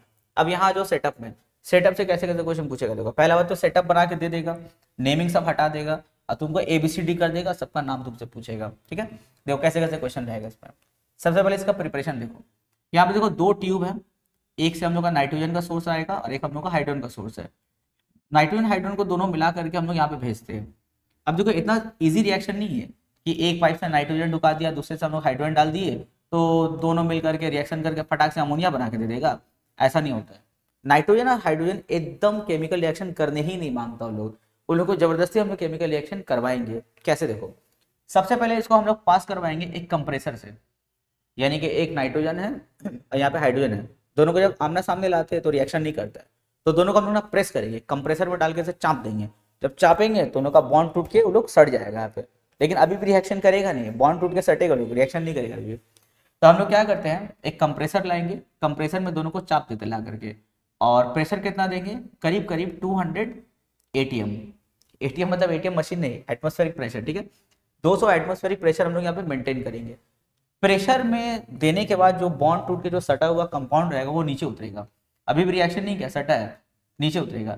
जैसे नीचे उतरेगा, अभी भी तो रिएक्शन किया नहीं है, तो रिएक्शन करवाने के लिए हम लोग उसको एक कैटालाइटिक चेंबर से पास करवाएंगे। और यहाँ पे जो कैटालाइटिक चेंबर रहेगा, यहाँ पे हम लोग टेम्परेचर करीब करीब 500 के आसपास मेंटेन करते हैं। अब सोचो 500 डिग्री सेंटीग्रेड टेम्परेचर देना होगा, तब जाकर के वो लोग केमिकल रिएक्शन होगा उन दोनों में। तो पहले प्रेशर दिया 200 के एटीएम के आसपास, उसके बाद में टेम्परेचर देंगे हम लोग 500 डिग्री सेंटीग्रेड। अभी भी लेकिन एनफ नहीं है, अब हम लोग को कैटालिस्ट यूज करना पड़ेगा। कैटालिस्ट में कौन कौन होगा यहाँ पे? Molybdenum and iron. कैटालिस्ट क्या होता है? Any substance that changes the speed of chemical reactions called catalyst. तो अगर कोई एक होता है पॉजिटिव कैटालिस्ट जो स्पीड को बढ़ा देता है, एक नेगेटिव तो स्पीड को कम कर देता है। तो यहाँ पे मोलिब्डेनम एंड आयरन हम लोग एज ए कैटालिस्ट लेंगे, जो नाइट्रोजन और हाइड्रोजन के रिएक्शन को स्पीड अप कर देगा। तो देख रहे दोनों को रिएक्शन करवाने के लिए कितना सेटअप लेना पड़ रहा है। पहले कंप्रेस करोगे 200 एटीएम के आसपास, टेम्परेचर देंगे 500 डिग्री सेंटीग्रेड के आसपास, उसके बाद जाकर कैटालिस्ट भी हम लोग को यूज करना पड़ेगा। उसके बाद हम लोग क्या करेंगे, अब वो लोग उतरा नीचे। अब सोचो 500 डिग्री सेंटीग्रेड के आसपास जो गैस तैयार हुआ है वो कितना हीटेड है ना, कितना गर्म है। अब जिस जार में जमा करेंगे वो जार तो फटने का डर है। अब लोग नहीं सर फटेगा क्यों, महंगा वाला ले आएंगे, मोटा ग्लास ले आएंगे। अब भाई तुम 2 रुपए का गैस तैयार करोगे और 10 रुपए का जार लेके आओगे, ये कहाँ का साइंस है भाई। तो हम लोग क्या करते हैं, उस गर्म एयर को हम लोग ना ठंडा करेंगे। कैसे? देखो इस पूरे पाइप को हम लोग देखो पहले तो जिग जैग बना दिए ताकि सरफेस एरिया पाइप का बढ़ जाए। उसके बाद हम लोग उसको एक कूलिंग चैम्बर के अंदर फिट कर देंगे, जिसमें यहाँ से हम लोग ठंडा पानी पास करवाएंगे, जो पूरा देखो यहाँ पे भरा हुआ है। अब पूरा पानी के अंदर देखो पाइप डूबा हुआ रहेगा, इसका नोक बाहर है लेकिन पूरा अंदर देखो ये पूरा भरा हुआ रहेगा। इससे क्या होगा, ये वाला देखो पहला बात तो टेढ़ा बेड़ा करके इसका एरिया भी बढ़ा दिए, ताकि ये गर्म एयर इस वाटर के कांटेक्ट में रहेगा, ठंडा पानी के कांटेक्ट में, तो ये ठंडा हो जाएगा, उसका टेम्परेचर डाउन हो जाएगा। लेकिन हाँ एक चीज़ यहाँ पर ये है कि अमोनिया जो गैस होता है जब वो कंडेंस होगा, ठंडा होगा, तो वो लिक्विड अमोनिया बना देता है। एसीएल में ऐसा नहीं है, एसीएल को सोचेंगे ठंडा करके लिक्विड बना दे, नॉट पॉसिबल। लेकिन अमोनिया में एक खास बात है, जब वो ठंडा होता है, जब वो कंडेंस होता है, तो वो लिक्विड अमोनिया बना देता है। तो कोई दिक्कत नहीं है, लिक्विड अमोनिया भी चलेगा, हम लोग यूज़ करते हैं तो उसको हम। तो यहाँ पे इसका एरिया बढ़ा के इसको ठंडा कर दिए। अब जो यहाँ पे हम लोग को अमोनिया मिल रहा है वो तो लिक्विड फॉर्म है और उसका टेम्परेचर भी कम है, तो हम उसको ऑर्डिनरी यानी कि कोई भी एक सस्ता जार में हम लोग उसको जमा कर सकते हैं। लेकिन जानते हो यहाँ प्रॉब्लम क्या हुआ, मान लेते हैं यहाँ पे 100 मॉलिक्यूल्स नाइट्रोजन और हाइड्रोजन था, जिसमें से जानते हो अभी 70 मॉलिक्यूल से रिएक्शन किया है। इतना प्रेशर, टेम्परेचर और कैटलिस्ट देने के बाद भी पूरा नाइट्रोजन हाइड्रोजन रिएक्शन नहीं किया। कुछ कुछ उसमें अभी भी बदमाशी करता है, जैसे 100 में से 70 रिएक्शन कर गया, 30 ऐसा है जो अभी तक रिएक्शन नहीं किया है। तो उस 30 को क्या हम लोग बाहर निकाल के फेंक दे? नहीं भाई, नाइट्रोजन हाइड्रोजन खरीद के लेकर क्या है, और साइंस बोलता है कि नहीं फेंकेंगे कुछ नहीं, सबको यूज करेंगे हम लोग, यूटिलाइज करेंगे। तो अब देखो जो 70 मॉलिक्यूल का तो बन गया अमोनिया, ठीक है सही है। जो 30 मॉलिक्यूल अभी भी रिएक्शन नहीं किया उसको हम लोग वापस से देखो इस ट्यूब से हम लोग ऊपर भेजेंगे। इस ट्यूब से ऊपर यहाँ जाएगा, फिर कंप्रेसर, यहाँ पे कंप्रेसर दिए थे ना, इसको फिर अगेन कंप्रेस करते, कंप्रेस करके इसको फिर यहाँ पे कैटालिटिक चैम्बर में भेज देंगे फिर से, फिर यहाँ प्रेशर, फिर यहाँ पे 500 का टेम्परेचर, फिर नीचे भेजेंगे। अब 30 में से मान लेते 20 का रिएक्शन हो गया, अभी भी 10 बच गया, फिर 10 यहाँ से जाएगा, यहाँ पे जा करके फिर ऐसे होगा। तो ऐसे करके प्रोसेस चलता रहेगा, पूरा 100 मॉलिक्यूल्स हम लोग अमोनिया तैयार कर लेते हैं। अच्छा अब सवाल है कि सर ये यहाँ नहीं जाके यहाँ क्यों जाएगा? सर ये भी तो यहाँ से तो निकल सकता है ना। तो देखो यहाँ पे रीजन ये है कि ये तो पानी बन गया था, तो पानी बन गया भारी हो गया बल्कि नीचे गिर गया, लेकिन ये अभी भी गैस फॉर्म में था, हल्का था, इसलिए ऊपर आ गया। अगर भारी होता तो पानी के साथ वो भी निकल जाता, लेकिन यहाँ पे लिक्विड बना तो भारी होकर नीचे गिर गया। जो अभी भी गैस फॉर्म है नाइट्रोजन हाइड्रोजन का, वो लोग यहाँ से होकर यहाँ पर आया, तो यहाँ पे कंप्रेस, फिर यहाँ पे टेम्परेचर एंड अगेन प्रोसेस, इस तरह करके हम लोग पूरा इसका तैयार करते हैं। अब यहाँ पे क्वेश्चन कैसे कैसे पूछ सकते हैं। पहला बात तो यहाँ पे तुमसे पूछेगा कि प्रेशर कितना मेंटेन करते हैं, तो 200 से लेकर के तुम लोग 250 एटमॉस्फेरिक प्रेशर लिख देना। टेम्परेचर लिखेंगे नियर अबाउट 500 डिग्री सेंटीग्रेड। फिर बोलेगा name the catalyst use in the Haber's process, कौन सा हम लोग कैटल यूज करते हैं, तो answer is molybdenum and iron use करते हैं हम लोग, ये हुआ। उसके बाद में हैबर्स प्रोसेस से जो हम लोग को कंपाउंड मिला वो क्या था, लिक्विड अमोनिया था हम लोग का। इस तरह करके हम लोग का सेटअप से और केमिकल इक्वेशन से क्वेश्चन पूछ सकता है। अभी हैबर्स प्रोसेस जो हम लोग वहाँ पे सेटअप से पढ़े, अब इसी को एक फ्लो चार्ट से देख सकते हो। अगर तुम लोग को वहाँ पे सेटअप समझ में आ गया होगा तो फ्लो चार्ट तो भाई अपने से समझ जाओगे खुद ही। देखो यहाँ पे क्या करेंगे भाई, 1 वॉल्यूम नाइट्रोजन और यहाँ पे 3 वॉल्यूम हाइड्रोजन लेंगे। इसको पहले कंप्रेस करना होगा, कंप्रेस करने के बाद उसको चेंबर में फेंकना होगा, कैटालिटिक चेंबर में। वहां से जब वो निकलेगा तो उसको ठंडा करना होगा, अब फिर जो है लिक्विड अमोनिया बन जाएगा। ये हुआ। जो जो रिएक्शन नहीं कर पाया उसको हम लोग वापस से क्या करते हैं, यहाँ से फिर कंप्रेसर में भेजेंगे, कंप्रेसर से फिर इलेक्ट्रिकल चेंबर में आएगा कैटालिटिक वाले में, फिर कंडेंस होगा, फिर यहाँ पे आएगा, फिर जो बच जाएगा फिर यहीं से घुमा देंगे उसको वापस से compressor, again chamber and again condense. इस तरह करके प्रोसेस पूरा होता रहेगा जब तक कि पूरा नाइट्रोजन हाइड्रोजन मिक्स होकर के यानी कि रिएक्ट होकर अमोनिया ना बन जाए। नेक्स्ट अब हम लोग आते हैं फाउंटेन एक्सपेरिमेंट में। जैसे कि हम लोग वहां पे भी देखे थे ना कि अमोनिया जो होता है वो हाईली सॉल्युबल इन वाटर होता है, that's why ammonia is not collected over water. अब उसके लिए हम लोग वही फाउंटेन एक्सपेरिमेंट का सेटअप करेंगे। HCl के जैसा पूरा एकदम सेम सेटअप रहेगा, सिर्फ 2 जगह चेंज आएगा। पहला चेंज ये आएगा कि ये पहले ब्लू लिटमस सोल्यूशन हम लिए थे, इस बार लेंगे रेड पहला। दूसरा, इस फ्लास्क के अंदर में पहले हम लिए थे HCl गैस, इस बार लेंगे हम अमोनिया। बाकी पूरा सेटअप पूरा मैकेनिज्म एकदम सेम है। यहाँ पे वही होगा, एक ड्रॉप ऐसे प्रेस करेंगे, पुचुक से पानी यहाँ गया, यहाँ पे जो पहले से अमोनिया प्रेजेंट था वो लोग आकर के इसके साथ रिएक्शन करेगा। अब बहुत सारा मॉलिक्यूल्स इसके साथ रिएक्शन कर लिया तो यहाँ पे अमोनिया कम हो गया, जिसकी वजह से ये लोग हड़बड़ा करके अंदर जाएगा। जब अंदर की तरफ जाएगा तो देखो इसका मुंह फिर वही छोटा ही लिया है ताकि इसका प्रेशर क्या हो, ज्यादा हो। अब ज्यादा प्रेशर से यहाँ से बनने निकलेगा लिटमस सोल्यूशन तो फाउंटेन बन के निकलता है। लेकिन हाँ जब फाउंटेन बनेगा ब्लू कलर का होगा। यहाँ भी वही केस है, देखो लिए थे रेड पर बना यहाँ पे क्या, ब्लू। अब इसका रीजन क्या है, तो वापस यहाँ पर आओ। यहाँ पे पहले से देखो हम लोग अमोनिया रखे थे, जब अमोनिया वाटर के साथ रिएक्शन करता है तो बनाता है ammonium hydroxide NH4OH, ammonium hydroxide बनाता है। और अमोनियम हाइड्रोक्साइड क्या है, बेस है। बेस जो है turn red litmus into blue. Base क्या करता है, रेड लिटमस को ब्लू में कन्वर्ट कर देता है। तो भाई यहाँ पे अंदर में अमोनिया गैस इंतजार नहीं कर रहा है, अंदर में वेट कर रहा था अमोनियम हाइड्रोक्साइड यानी कि बेस।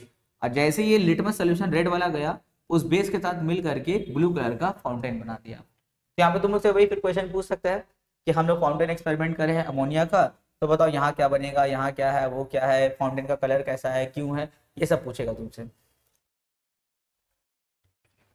उसके बाद हम लोग आते हैं burning of ammonia in oxygen. देखो अमोनिया जलने में हेल्प नहीं करता है, जैसे oxygen help in burning, ammonia कभी बर्निंग में हेल्प नहीं करता, वो एक्सटिंग्विश, वो बुझा देता है कोई भी बर्निंग को। लेकिन अगर तुम अमोनिया को धीरे धीरे अगर ऑक्सीजन में बर्न करोगे तो ये ना एक ग्रीनिश येलो कलर का एक फ्लेम बनाएगा, ग्रीनिश येलो बनाएगा। अब इसका क्वेश्चन तुमसे कैसे पूछ सकता है, क्वेश्चन में पूछेगा कि जैसे कोई भी स्टूडेंट का नाम ले लिया, जैसे बोलेगा एक स्टूडेंट अमन है, अमन जो है एक्सपेरिमेंट कर रहा है जिसमें वो एक गैस को वो बर्न कर रहा है इन प्रेजेंस ऑफ ऑक्सीजन और एक ग्रीनिश येलो फ्लेम बना। तो बताइए वो कौन सा गैस लेकर के एक्सपेरिमेंट कर रहा था। The answer is ammonia. ठीक है, इसको तुम लोग केमिकल इक्वेशन से भी समझ सकते हो। अमोनिया ऑक्सीजन से रिएक्शन करके नाइट्रोजन और क्या बनाएगा, वाटर बनाएगा। ठीक है, तो तुम लोग से ऐसे क्वेश्चन पूछ सकता है कि जो एक्सपेरिमेंट किया गया वो कौन सा गैस का एक्सपेरिमेंट था, तो इसको तुम लोग याद रखोगे। अब लोग आते हैं कैटालाइटिक ऑक्सीडेशन ऑफ अमोनिया। देखो अमोनिया एक ऑक्सीडाइजिंग एजेंट है। ऑक्सीडाइजिंग मतलब क्या होता है, अमोनिया को अगर किसी कंपाउंड के साथ रिएक्शन करवाओगे तो वो उस कंपाउंड का या उस मेटल का ऑक्साइड बना देगा, यानी कि उसमें ऑक्सीजन ऐड कर देगा, इसको बोलते हैं ऑक्सीडाइजिंग एजेंट। और कोई अगर ऑक्सीजन को रिमूव कर देता है उसको बोलते हैं रिड्यूसिंग एजेंट बोलते हैं। तो अमोनिया एक ऑक्सीडाइजिंग एजेंट है। तो ये खुद में देखो जब आपस में रिएक्शन करता है तो क्या बनाता है, वाटर बनाएगा, नाइट्रिक ऑक्साइड बनाएगा, प्लस क्या होगा, हीट होगा। अब तुम से क्वेश्चन पूछ सकता है कि कैटालाइटिक ऑक्सीडेशन जब अमोनिया का हम करते हैं तो हम कौन सा कैटालिस्ट यूज करते हैं और टेम्परेचर कितना मेंटेन करते हैं। ऐसे यहाँ पे एग्जाम में क्वेश्चन पूछ सकता है कि during the catalytic oxidation of ammonia name the catalyst use and the temperature maintain. The answer is platinum. PT मतलब क्या, प्लैटिनम यूज करते हैं और टेम्परेचर कितना होता है, 800 डिग्री सेंटीग्रेड होता है। इसको याद रखोगे। उसके बाद में अब हम लोग आते हैं रिडक्शन ऑफ मेटालिक ऑक्साइड। अभी हम तुम लोग क्या बताए, रिडक्शन मतलब क्या होगा, ऑक्सीजन को हटा देना। तो देखो अमोनिया को जब हम कॉपर ऑक्साइड के साथ रिएक्शन करवाएंगे तो अगर इस ऑक्सीजन को हटा देता है तो इसका मतलब ये एक रिड्यूसिंग एजेंट भी होगा। तो देखो जब अमोनिया को हम कॉपर ऑक्साइड के साथ रिएक्शन करवाए तो क्या बनाया है, कॉपर। तो यहाँ से देखो ऑक्सीजन हटा दिया ना, ऑक्सीजन हटा के सिर्फ कॉपर बना दिया। That's why ammonia is also reducing agent. ये क्या क्या रिड्यूस कर दिया है। तो तुम लोग से एग्जाम में यहाँ पे कैसे क्वेश्चन पूछ सकते, देखो बोलेगा a compound x reacted with copper oxide, it forms copper water and nitrogen, तो नेम द कंपाउंड एक्स, ये पूछ सकता है। या फिर तुमसे पूछ सकता है कि अमोनिया एक रिड्यूसिंग एजेंट होता है, इसके सपोर्ट में एक केमिकल इक्वेशन बनाइए। तो सच बात है भाई, अमोनिया एक रिड्यूसिंग एजेंट होता है, लेकिन उसके सपोर्ट में तुमको एक केमिकल इक्वेशन बनाना होगा, तो इस वाले पूरे केमिकल इक्वेशन को लिख देना। अब लोग आते हैं reduction of chlorine to hydrogen chloride. पर यहाँ पे देखो दो केस रहेगा, एक केस में एक्सेस ऑफ अमोनिया होता है और एक केस में एक्सेस ऑफ क्लोरीन होता है। यहाँ पे एग्जाम में क्वेश्चन कैसे पूछता है कि give the balance chemical equation when excess of ammonia react with chlorine. तो एक्सेस ऑफ अमोनिया में देखो 8 मॉलिक्यूल्स ऑफ अमोनिया है, 3 मॉलिक्यूल्स ऑफ क्लोरीन है, it react to form nitrogen and ammonium chloride. याद कर लेना अच्छे से, लिख लिख के प्रैक्टिस करोगे। जब देखना एक दो बार लिखोगे ना तो शायद थोड़ा सा मिस्टेक हो, कहीं पे फॉर्मूला भूल जाओगे, कहीं पे उसका बैलेंस करना भूल जाओगे, लेकिन जब यही कुछ देर तक प्रैक्टिस करते रहोगे फिर देखना अंदर से एक प्राउड फील होगा कि अरे ये केमिकल इक्वेशन आते, ये केमिकल इक्वेशन आते, तुम्हारा क्लासमेट लोग शॉक्ड होएगा, भाई तेरा इतना अच्छा कैसे केमिकल इक्वेशन हो गया। तो भाई प्रैक्टिस से हुआ है, तो खूब अच्छे से प्रैक्टिस करो, बहुत अच्छा लगेगा बाद में ना, बहुत प्राउड अंदर से खुद से तुमको प्राउड फील होगा कि तुम इतना केमिकल इक्वेशन कर पा रहे हो। दूसरा केस रहेगा एक्सेस ऑफ क्लोरीन। जब क्लोरीन एक्सेस में रहेगा तो क्या बनाएगा, हाइड्रोजन क्लोराइड बनाएगा एंड नाइट्रोजन ट्राई क्लोराइड बनाएगा। तो ये दोनों केमिकल इक्वेशन को हम लोग को याद रखना है। नेक्स्ट है हम लोगों का एक्वस सोल्यूशन ऑफ अमोनिया। जैसे aqueous solution of hydrogen chloride क्या था, हाइड्रोक्लोरिक एसिड था, उसी तरह हम लोग यहाँ बात करेंगे एक्वस सोल्यूशन ऑफ अमोनिया। यानी कि जब अमोनिया का वाटर के साथ रिएक्शन होगा तो क्या बनाएगा, अमोनियम हाइड्रोक्साइड। अमोनियम हाइड्रोक्साइड को हम लोग बोलते हैं एक्वस अमोनिया। अच्छा बहुत बच्चे लोग लिक्विड अमोनिया और एक्वस अमोनिया में कंफ्यूज जाता है, सोचता दोनों सेम है, बिल्कुल नहीं। लिक्विड अमोनिया क्या था, तुम्हारा अमोनिया गैस कंडेंस हुआ, ठंडा होकर लिक्विड फॉर्म बना, उसको बोलते हैं लिक्विड अमोनिया।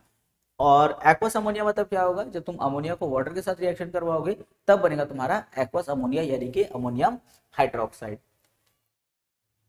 जब हम लोग का एक्वस अमोनिया यानी कि अमोनियम हाइड्रोक्साइड HCl से रिएक्शन करेगा तो क्या बनाएगा, अमोनियम क्लोराइड साथ में पानी। फिर अमोनियम हाइड्रोक्साइड का अगर नाइट्रिक एसिड के साथ रिएक्शन होगा तो फिर बनाएगा अमोनियम नाइट्रेट और फिर यहाँ पर बनाएगा अमोनियम सल्फेट। तो देखो इसको याद रखना बहुत ही ईजी है। यहाँ पे देखो NH4 है, ये लास्ट वाले Cl के साथ मिलकर क्या बनाया, अमोनियम क्लोराइड। उसी तरह देखो फिर यहाँ का NH4 है, यहाँ NO3 के साथ मिलकर क्या बनाया, अमोनियम नाइट्रेट।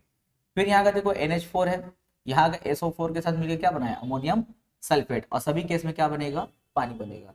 तो तुम लोग को याद रखना इजी हुआ। उसके बाद हम लोग आएंगे इस वाले टेबल में। अच्छा ये वाला टेबल तो खैर बहुत ही इंटरेस्टिंग है। इंटरेस्टिंग क्यों है, क्योंकि ये टेबल हम लोग का देखो चैप्टर नंबर 4 है। अगर कॉन्साइज केमिस्ट्री है तुम लोग के पास में तो देखना ये हम लोग का चैप्टर नंबर 4 है जिसका नाम है एनालिटिकल। अगर दलाल का बुक है तो कोई और चैप्टर है तुम लोग का, लेकिन चैप्टर का नाम रहेगा एनालिटिकल केमिस्ट्री। एनालिटिकल केमिस्ट्री में देखो ये हम तुम लोग को पूरा याद करवाए हैं और उसमें तुम लोग को शॉर्ट ट्रिक भी बताया है कि कैसे तुमको ट्रिक याद करना है।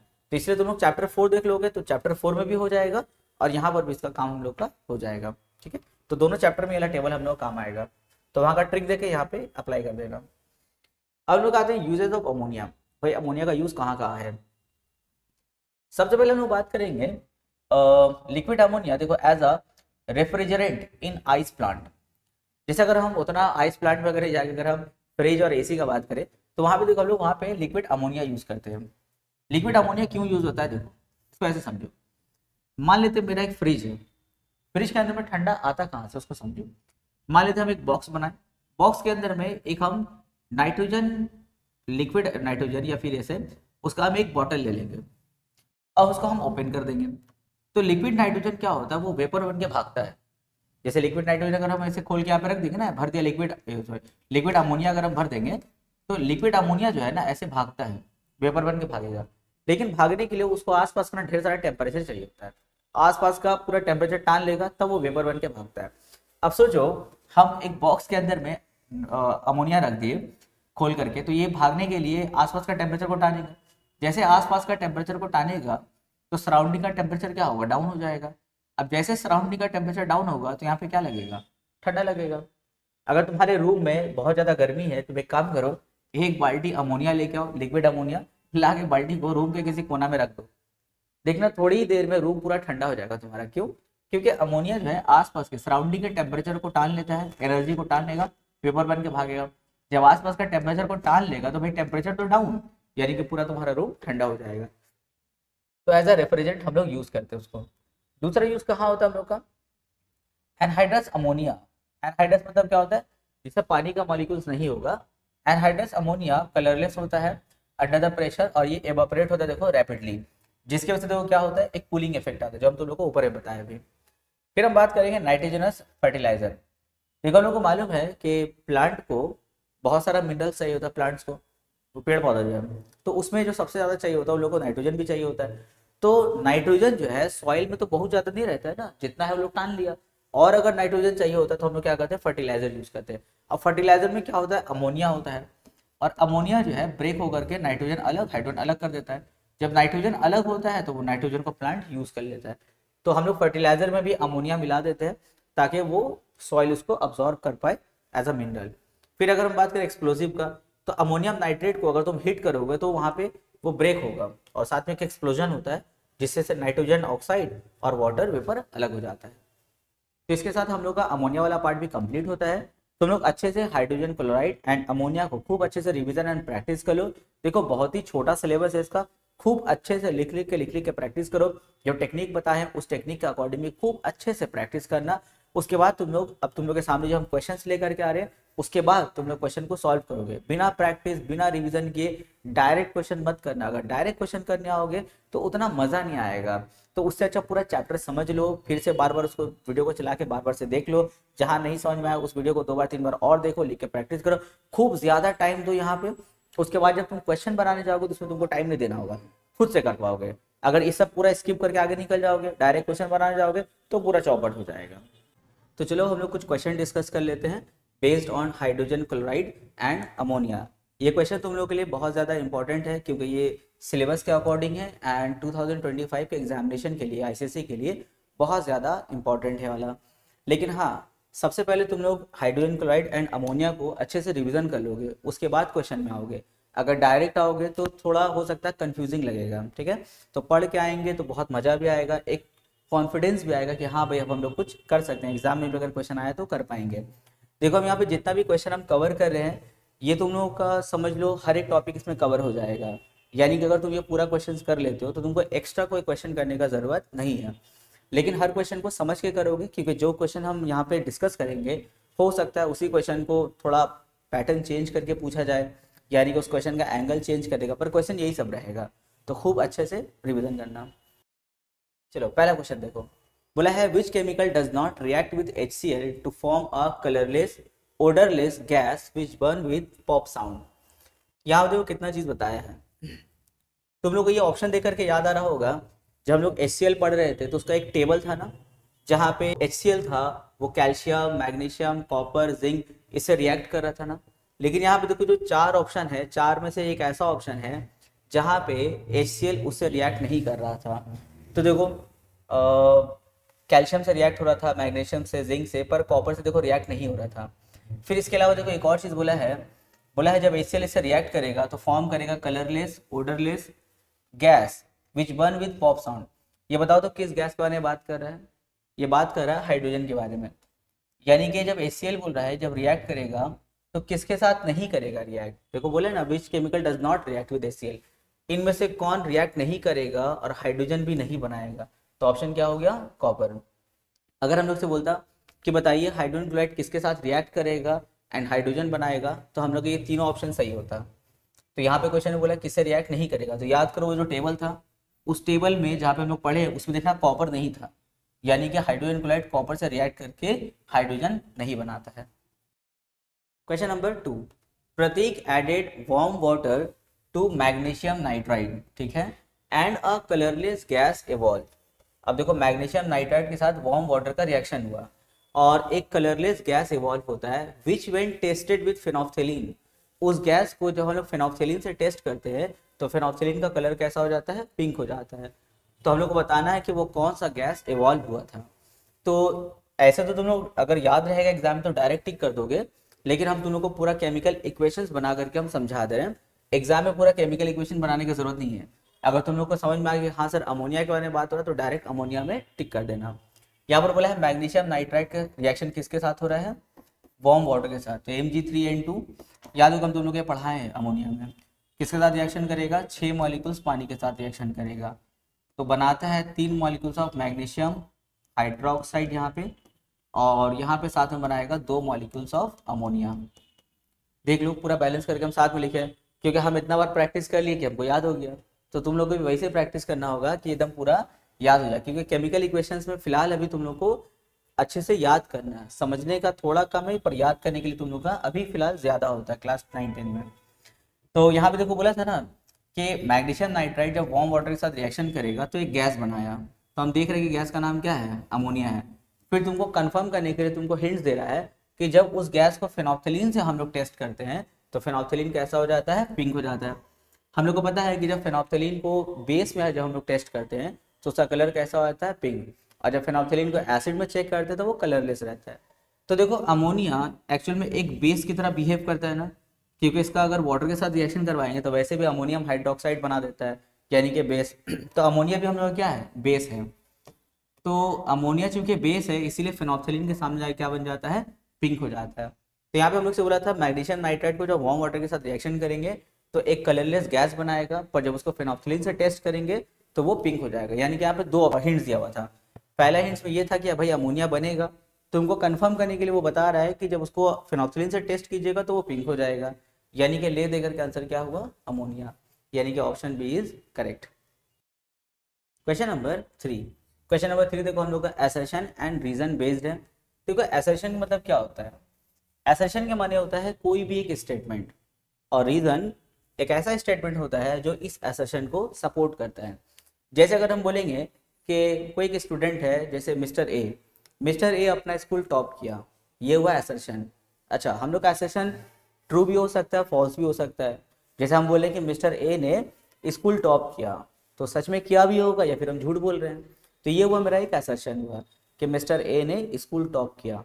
अब इस स्टेटमेंट के सपोर्ट में हम एक और स्टेटमेंट देंगे जो उसका रीजन बनेगा। उसका रीजन ये है कि एग्जाम के टाइम में वो अपने मोबाइल का यूज बहुत कम कर दिया था। तो देखो ये भी एक स्टेटमेंट हुआ, लेकिन ये जो रीजन हम दे रहे हैं देखो असर्शन को एकदम सही सपोर्ट कर रहा है ना, तो असर्शन भी सही है। अब हम स्कूल में जाके वेरीफाई किए तो भाई देखते हैं हाँ सच में मिस्टर ए टॉप किया, यानी कि असर्शन इज ट्रू। उसका जो रीजन था कि उसने मोबाइल का यूज बहुत कम कर दिया था, तो वो भी हम देखें हाँ भाई वो भी सही था, यानी कि रीजन भी ट्रू है, and reason is the correct explanation for assertion. ये होता है हम लोग का असर्शन एंड रीजन। तो यहाँ देखो असर्शन यानी कि जो स्टेटमेंट है वो बोला है dry hydrogen chloride gas is collected by the upward displacement of air. अब याद करो जब हम लोग हाइड्रोजन क्लोराइड का लैब प्रिपरेशन देख रहे थे तो उसमें जब हम लोग गैस का कलेक्शन कर रहे थे HCl का, तो वहाँ पे देखो डाउनवर्ड डिस्प्लेसमेंट हो रहा था हाइड्रोजन क्लोराइड का, एंड एयर का अपवर्ड डिस्प्लेसमेंट हो रहा था ना। जैसे जार में हाइड्रोजन नीचे आ रहा था और यहाँ का एयर कहाँ जा रहा था, ऊपर। तो हम लोग यहाँ पे 2 तरीके से पढ़े थे, एक बोल सकते हैं डाउनवर्ड डिलीवरी ऑफ HCl या फिर बोल सकते हैं अपवर्ड डिस्प्लेसमेंट ऑफ एयर। तो हम लोग जो पढ़े थे देखो असर्शन में वही चीज बोल रहा है ना, यानी कि असर्शन क्या है, ट्रू है, असर्शन सही बोल रहा है। देखो उसका देखते हैं रीजन क्या बोल रहा है, रीजन सही बोल रहा है या नहीं। रीजन बोल रहा है कि हाइड्रोजन क्लोराइड इज लाइटर, बोल रहा है कि हाइड्रोजन क्लोराइड क्या होता है, लाइटर होता है। भाई ये तो बात गलत बोल रहा है, हाइड्रोजन क्लोराइड तो हेवियर होता है एयर से ना, तब ना HCl नीचे आके बैठ जाता है और एयर कहाँ चला जाता है, ऊपर। हम लोग देखे थे ना HCl जो होता है वो एयर से 1.28 टाइम्स हेवियर होता है। इसका हम लोग एक्सपेरिमेंट भी किए थे कैंडल वाला, उससे भी हम लोग को समझ में आता है कि HCl is heavier than air. तो असर्शन सही है, लेकिन उसका जो रीजन बता रहा है कि हाइड्रोजन क्लोराइड लाइटर होता है, ये गलत बोल रहा है रीजन, ठीक है। तो assertion true and reason is false. अब देखते हैं कौन सा ऑप्शन सही होगा। यहाँ पर देखो बोला है both A and R true, नहीं चलेगा। फिर बोल रहा है कि A and R true but R is not the correct explanation, तो भाई ये भी सही नहीं है क्योंकि R तो फॉल्स है ना। तो देखो option C, A is true but R is false, option C is correct. Question number 4, give the balance chemical equation for each of the following. यहाँ देखो हम लोग को बैलेंस केमिकल इक्वेशन बताना है, और हम दोनों को पहले भी देखो बोले हैं कि chemistry is all about the chemical equations and reactions. तो इक्वेशन और रिएक्शन देख के तुमको घबराना नहीं है, यही तुम्हारा केमिस्ट्री है। तो देखो बोला है केमिकल इक्वेशन बताना है किसका, action of warm water on aluminium nitride. तो एल्यूमिनियम नाइट्राइड यानी कि AlN, एल्यूमिनियम नाइट्राइड, इसमें हम लोग 3 मॉलिक्यूल्स हम लोग वार्म वाटर मिलाएंगे तो बनाता है एल्यूमिनियम ट्राई हाइड्रोक्साइड और साथ में एक अमोनिया भी बनाएगा। अब जरा चेक करो बैलेंस है कि नहीं। और ये हम लोग प्रिपरेशन ऑफ अमोनिया में हम लोग पढ़े भी है ना, तो देख लो जो तुम्हारा पढ़ा हुआ है अगर तुम उसको पढ़ के अच्छे से प्रैक्टिस अगर कर लियो तो सारा क्वेश्चन समझ लो तुम्हारा ऑलरेडी सॉल्व किया हुआ है, तो एक रिवीजन हो जा रहा है यहाँ पे हम लोग का। अब देख लो बैलेंस है कि नहीं। हाँ बैलेंस तो लग रहा है, ठीक है पहला। दूसरा बोला है action of warm water on magnesium nitride. अभी मैग्नीशियम नाइट्राइड का हम लोग देखो क्वेश्चन नंबर 2 में किए हैं, तो वही इक्वेशन यहाँ पे चिपका देना, हो गया। Question number 5, write the balance chemical equations when excess of ammonia is treated with chlorine. तो इसका भी देखो हम लोग 2 इक्वेशन पढ़े थे ना वहां पे, एक एक्सेस ऑफ अमोनिया वाला था, एक लेस ऑफ अमोनिया था। तो एक्सेस ऑफ अमोनिया किसके साथ रिएक्ट करेगा, क्लोरीन के साथ। तो ये भी हम लोग को याद रखना होगा chemical equations. 8 molecules of ammonia react करता है 3 मॉलिक्यूल्स ऑफ क्लोरीन के साथ, क्या बनाता है नाइट्रोजन और 6 मॉलिक्यूल्स ऑफ अमोनियम क्लोराइड। ये सब बैलेंस केमिकल इक्वेशन इतना बार प्रैक्टिस करो ना कि पूरा एकदम दिमाग में रटा जाए, ताकि एग्जाम में जो टाइम लिमिट रहेगा उसके अंदर में हम लोग को सारा आंसर करना होगा। अगर वहां बैठ के सोचोगे कि यहाँ पे क्या होगा वहां पे क्या होगा, तब तक तो हम लोग का टाइम लिमिट क्रॉस हो जाएगा। तो इतना अच्छे से प्रैक्टिस करना है कि बस सुने एक क्वेश्चन देखे और फटाक से पूरा लिख दिए। अब जरा चेक कर लो बैलेंस है कि नहीं। यहाँ देखो 8 नाइट्रोजन है, यहाँ पे 2 और 6, ठीक है 8 हो गया। यहाँ पे हाइड्रोजन कितना है, 8 3 जा 24, यहाँ पे 6 4 जा 24, ठीक है। क्लोरीन यहाँ कितना है, 3 2 जा 6, यहाँ पर भी 6 क्लोरीन, यानी कि सही है, हो गया पहला इक्वेशन। पार्ट 2 में देखो इसका क्या है, an equation two illustrate the reducing nature of ammonia. अच्छा अमोनिया एक रिड्यूसिंग नेचर वाला है, यानी कि किसी भी कंपाउंड के साथ अगर वो रिएक्शन करेगा और अगर उसका उस कंपाउंड का अगर ऑक्सीजन को रिमूव कर देता है, मतलब रिड्यूसिंग नेचर वाला हुआ। तो इसके लिए हम लोग को एक खुद से एक एग्जाम्पल बैलेंस केमिकल इक्वेशन वाला देना होगा। तो क्या करते हैं, 2 मॉलिक्यूल अमोनिया हम लोग डाल देते हैं 3 मॉलिक्यूल कॉपर ऑक्साइड में। इससे क्या होता है, इससे कॉपर तो अलग हो जाएगा, देखो 3 मॉलिक्यूल कॉपर बनता है, 3 मॉलिक्यूल पानी बनता है और साथ में नाइट्रोजन बनता है। तो देखो कॉपर ऑक्साइड ये ऑक्सीजन वाला कंपाउंड था, लेकिन जैसे अमोनिया के साथ रिएक्ट किया तो इसका देखो ऑक्सीजन हट गया, सिर्फ क्या बचा, कॉपर। यानी कि ये बैलेंस केमिकल इक्वेशन हम लोग को बताता है कि अमोनिया एक रिड्यूसिंग नेचर वाला है। अब जरा चेक कर लो बैलेंस है कि नहीं। यहाँ पे नाइट्रोजन 2, यहाँ पर भी 2, सही है, नाइट्रोजन बैलेंस है। यहाँ पे ऑक्सीजन देखो कितना है 3, यहाँ पर ऑक्सीजन कितना है 3, ऑक्सीजन भी बैलेंस है। यहाँ पे देखो हाइड्रोजन 2 3 जा 6 हाइड्रोजन है और यहाँ पर 3 2 जा 6 हाइड्रोजन, यानी कि सब कुछ बैलेंस है। तो देख लो ऐसे तुमको याद रखना है, क्योंकि इसमें समझने का कुछ नहीं है। कुछ बच्चा बोलता है कि सर साइंस में हमसे रटा नहीं जाता, हम समझ के करते। तो कुछ कुछ जगह ठीक है समझने वाला होता है, लेकिन मैक्सिमम जगह तो भाई रटने वाला है ना। तुम क्लास 10 में हो, अभी समझ के ज्यादा क्या कर लोगे। यहाँ पे हम लोग को बहुत सारा पार्ट रटना होता है। तो देखो अब इस केमिकल इक्वेशन में तुम क्या समझ लोगे, तुम कोई लैब में बैठे हो, तुम्हारे पास में क्या डिफरेंट केमिकल्स रखा हुआ है जो तुम सबको एक एक बार करके चेक करोगे, कुछ नहीं है। बस तुम्हारे सामने केमिकल इक्वेशन है, तुमको याद करने के अलावा और यहाँ पे कुछ नहीं है, ठीक है। तो देखो अगर याद रहेगा फटाफट फटाफट हम लोग एग्जाम में कर लेंगे। क्वेश्चन नंबर 6, या देखो फिर असर्शन एंड रीजन वाला क्वेश्चन है। असर्शन में फिर बोल रहा है ammonia gas is collected by the downward displacement of air. अब तुम लोग अगर याद है तुम लोगों को लैब प्रिपरेशन ऑफ अमोनिया, तो वहां पे हम लोग जार को ऐसे उल्टा रखे थे ना, और यहाँ पे एक ट्यूब एंटर कर रहा था अमोनिया लेकर के। तो ऊपर में देखो सारा पूरा अमोनिया भर जा रहा था और यहाँ पे जितना पहले से एयर था वो लोग कहाँ आ रहा था, नीचे आ रहा था। ऐसा क्यों हो रहा था, क्योंकि ammonia is lighter than air.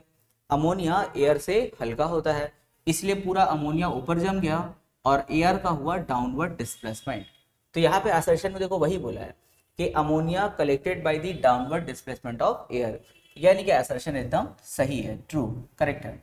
Reason बता रहा है ammonia is highly soluble in water. पहले देखो ये स्टेटमेंट सही है, ट्रू है या फॉल्स है। बोल रहा है ammonia is highly soluble in water, सही बात है। इसके लिए हम लोग एक फाउंटेन एक्सपेरिमेंट भी किए थे ना। HCl भी हाईली सोल्युबल इन वाटर होता है, इसलिए इसको हम लोग ओवर वाटर कलेक्शन नहीं करते। उसके बाद हम लोग का अमोनिया भी हाईली सोल्युबल इन वाटर होता है। इसलिए हम लोग उसको भी जो है ओवर वाटर कलेक्शन नहीं करते, दोनों को कहाँ करते हैं, एयर में कलेक्शन करते हैं। तो ये स्टेटमेंट जो है ये सही है कि ammonia highly soluble in water, सही बात है। इसका हम लोग जो है फाउंटेन एक्सपेरिमेंट भी किए हैं, ये सही है, ट्रू है।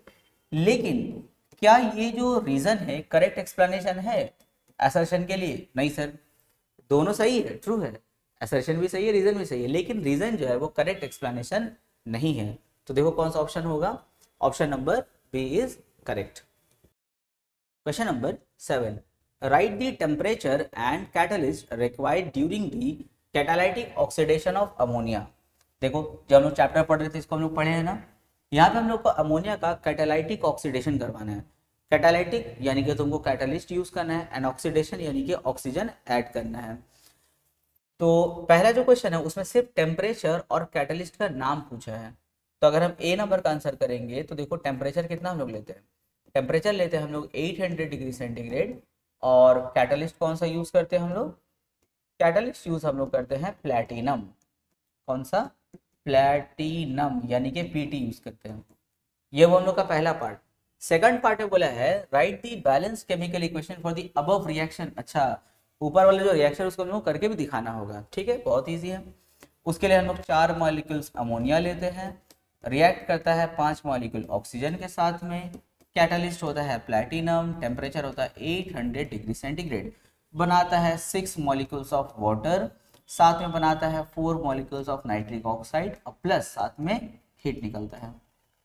क्योंकि भाई 800 डिग्री तुम टेम्परेचर दे रहे हो तो जाहिर सी बात है हीट तो यहाँ पे निकले रिएक्शन में हम लोग का। तो ये वो हम लोग का बैलेंस केमिकल इक्वेशन। तो देख रहे हो मैंने कितना इजी रहेगा, और एक बार अगर तुम याद कर लोगे ना तो उसी क्वेश्चन को अलग अलग तरीके से तुमसे पूछा जाएगा। क्वेश्चन एक रहेगा, यानी कि तुमको पढ़ना एक ही क्वेश्चन है, लेकिन इससे तुम ढेर सारा क्वेश्चन को सॉल्व कर सकते हो। जैसे अगर इस क्वेश्चन में अगर एग्जाम में सिर्फ ऐसा आ जाए या एमसीक्यू में अगर आ जाए कि which of the following catalyst use for the catalytic oxidation of ammonia, अब वहाँ पे ढेर सारा जो है कैटलिस्ट का नाम रहेगा, उसमें एक नाम रहेगा प्लैटिनम का। या फिर बोल सकता है कि what temperature maintain during the catalytic oxidation of ammonia, तो टेम्परेचर भी वहाँ पे 4 रहेगा, एक देखना 800 रहेगा, टिक कर देंगे हम लोग। और ऐसे करके मैंने बहुत सारा तुमसे पूछ सकता है यहाँ पे, लेकिन तुमको करना क्या है, इस वाले केमिकल इक्वेशन को एकदम रगड़ के एकदम रट्टा मारना है, खूब हेवी करके उसको रटो, याद जाएगा। शुरुआत में थोड़ा दिक्कत होगा, लेकिन कुछ केमिकल इक्वेशंस याद कर लो तो कॉन्फिडेंस भी आएगा, मजा भी आएगा, लगेगा सर अब तो इजी लग रहा है, ऐसा कॉन्फिडेंस आ जाएगा। Question number 8, identify the reactant and write the balance equation for the following. क्या है जरा देखते हैं।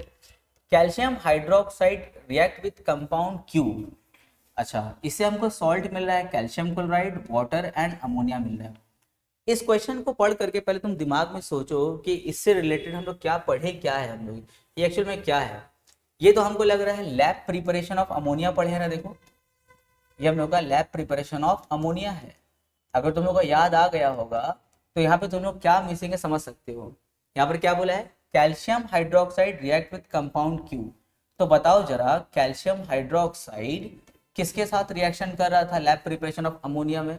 सर अमोनियम क्लोराइड के साथ रिएक्शन कर रहा था, 2 मॉलिक्यूल्स अमोनियम क्लोराइड, साथ में क्या बना रहा था, कैल्शियम क्लोराइड बना रहा था, और क्या बना रहा था, वाटर, और साथ में अमोनिया बना रहा था। देखो हो गया।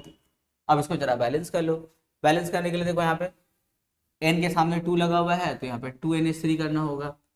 और क्या बैलेंस करना है देखो, और यहाँ हाइड्रोजन कितना है, 2 4 8, और यहाँ पे 2, यानी कि 10 ऑक्सीजन हम लोग के और 10 हाइड्रोजन हम लोग के पास में, तो यहाँ बैलेंस करना होगा। यहाँ देखो 2 3 6 हाइड्रोजन है पहले से, तो यहाँ पे हम सोच रहे हैं 2 लगा दें, तो 2 3 6 और 2 2 4, यानी कि 10 हाइड्रोजन हो जाएगा। ऑक्सीजन कितना है 2, यहाँ पर ऑक्सीजन कितना है 2, हो गया, सब बैलेंस हो गया। तो देखो कितना ईजी था, यहाँ पे तुमको क्यू कंपाउंड को आइडेंटिफाई करना था। तो हम लोग का क्यू कौन सा कंपाउंड है, अमोनियम क्लोराइड।